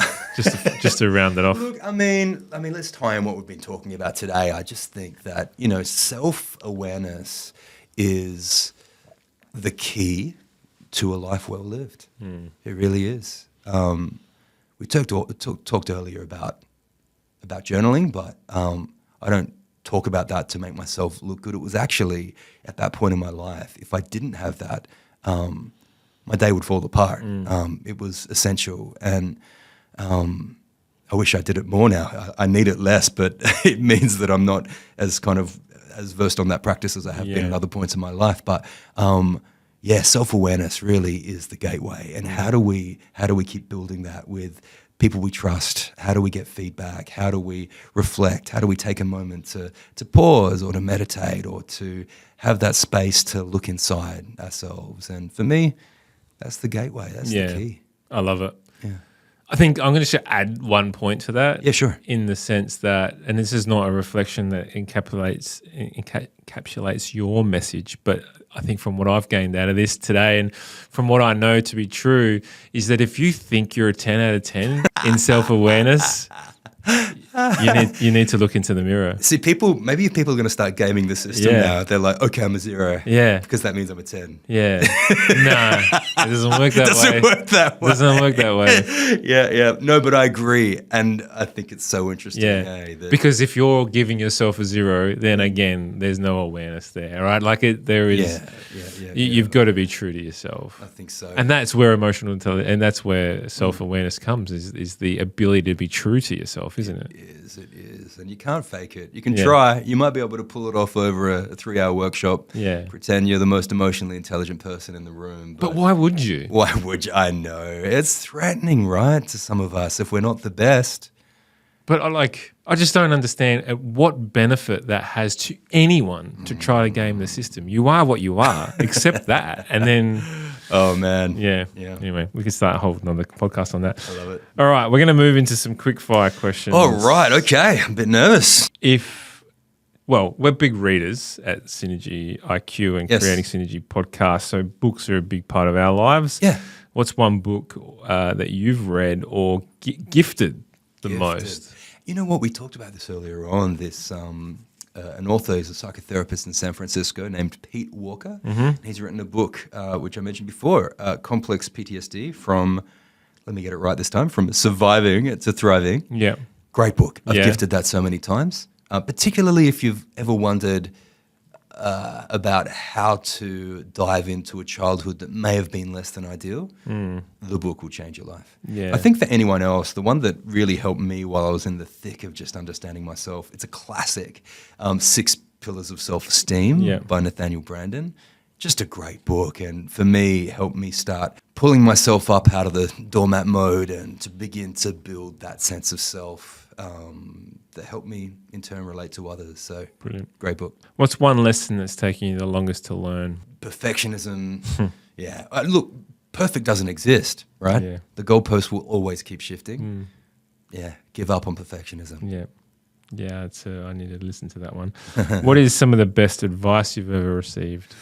Well, look, I think to that point about perfectionism, I've had one wise person once said to me who's been through hell and back, the notion of progress, not perfection. Progress, not perfection, because, just one little bit at a time is so much better than the grandest intention that probably will lock you out of doing it anyway. So little steps, progress. Brilliant. How was one failure or an apparent failure set you up for success in life? Like, do you have a favorite? Where do I start? I have so many favorite favorites. Yeah. Well, it's hard to fall in love with them, but you do over time. I actually think I talked earlier about the music part of my life. I really, really wanted to, I think I wanted to be a pop star, right? I guess, it's hard to define failure. When you're in the music industry, like, you're only as good as the last thing that you've done or accomplished. So, look, I do in a lot of ways, possibly unfairly, feel like that was a 10-year failure for me. But it helped me learn how to get up on stage and to find my emotions and to write songs and to connect and to almost tap into this emotional spectrum that live within me. So failure, probably on paper, didn't get a Billboard #1, but I certainly got to know how I can tap into this inner emotional state. Yeah. I think you just go back to it's progress, right? It's progress, right? Yeah. There was a study done with over 10,000 people around it was around trauma and happiness and all the above, and they asked the question, if you think about the trauma in which you've experienced, the trauma in your life or the failure that you've had in your life,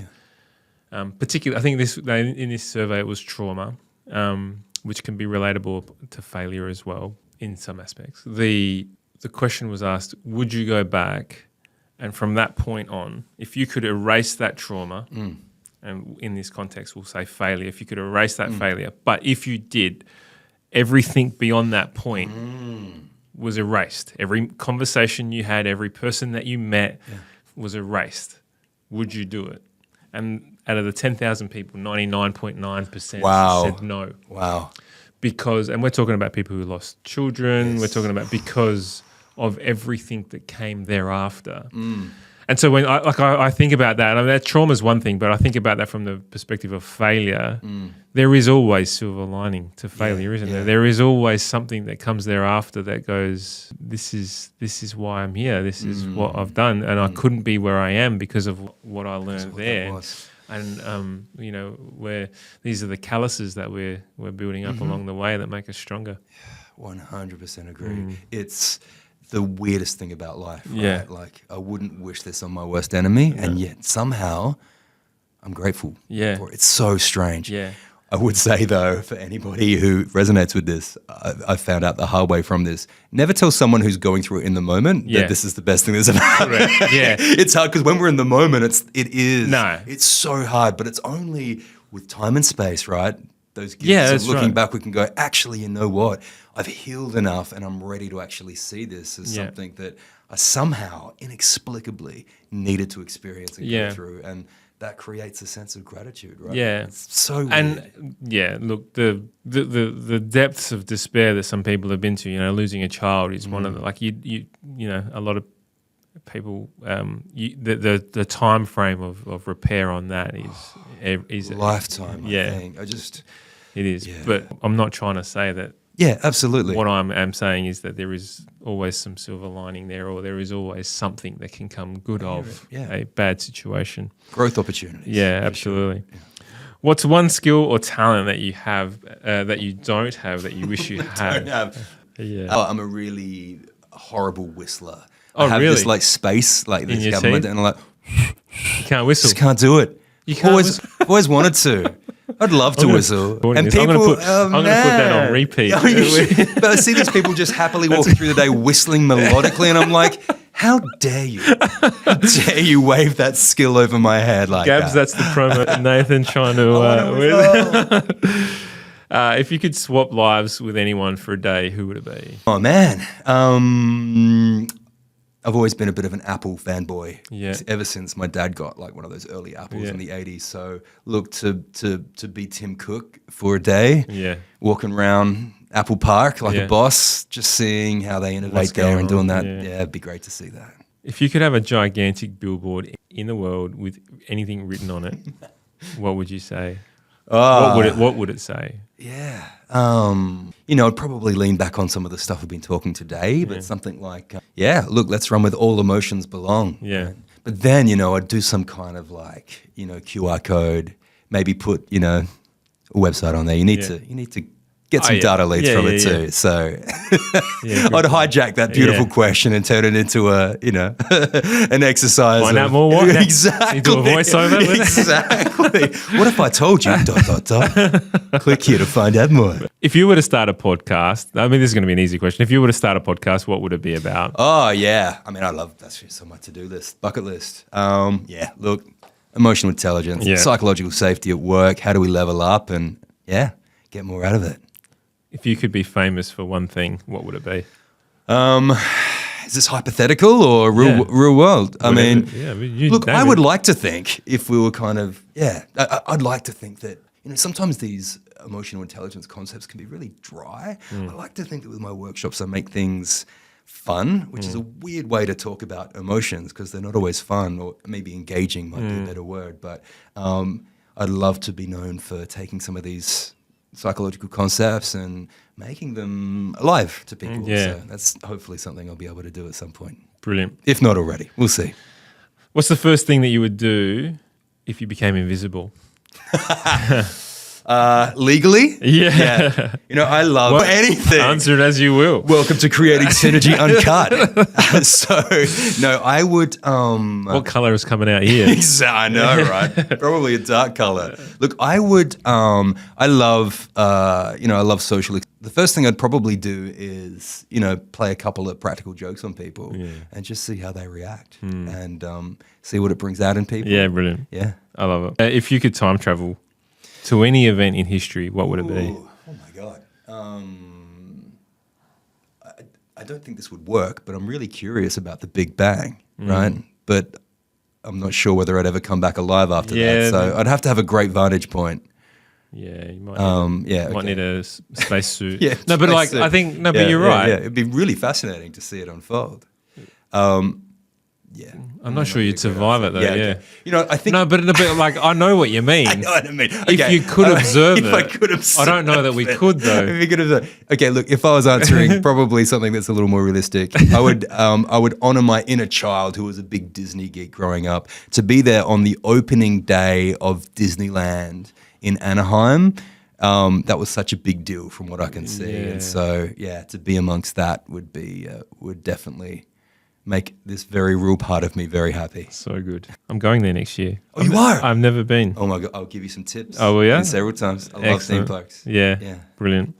If you could have one superhero power, what would it be? I would actually have loved to have this week, a bit of a busy week, the ability to stop and start time, right? Yeah. Just not on 1,000 a day sometimes. So to be able to stop, and it'd be like a real world activation of this pause framework between stimulus and response. Yeah. Like, how do I stop, collect my thoughts, and then press play again and get going. So time manipulation, I think, would be my answer. So good. Yeah. I've been thinking about this question more and more actually, and just like, would you need more time if you had ChatGPT loaded in your head? I don't know. Well, better start connecting the Neuralink, right? Yeah, that's right. Exactly. No, because you think about, you need more time because your brain's not able to process things quick enough. But if you had AI embedded, or the power of knowledge, anyway. But are we outsourcing that? I don't know. Yeah, it's a whole new. Yeah, exactly. Right. My favorite joke of the whole, my favorite question of the whole podcast is, what's your best dad joke, mum joke, shit joke? Oh, so many of them. So many of them. I think the one that gets the most groans from me.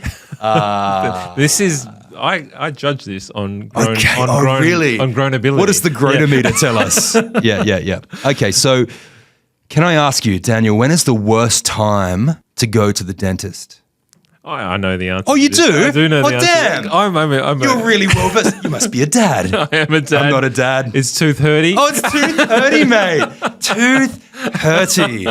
That's not a shit joke. That's the best joke. Oh, got it. Oh, see, I thought dad joke. I didn't know that equated to shit joke, but it's pretty daddy. Anything so with anything with a play on words. That's one of my favorites. Oh, great. It's the greatest hits. Okay. I'm glad. Look, thank you very much, Nathan, for your time today. That's like everything you're doing is wonderful. This conversation has been an amazing and enlightening conversation.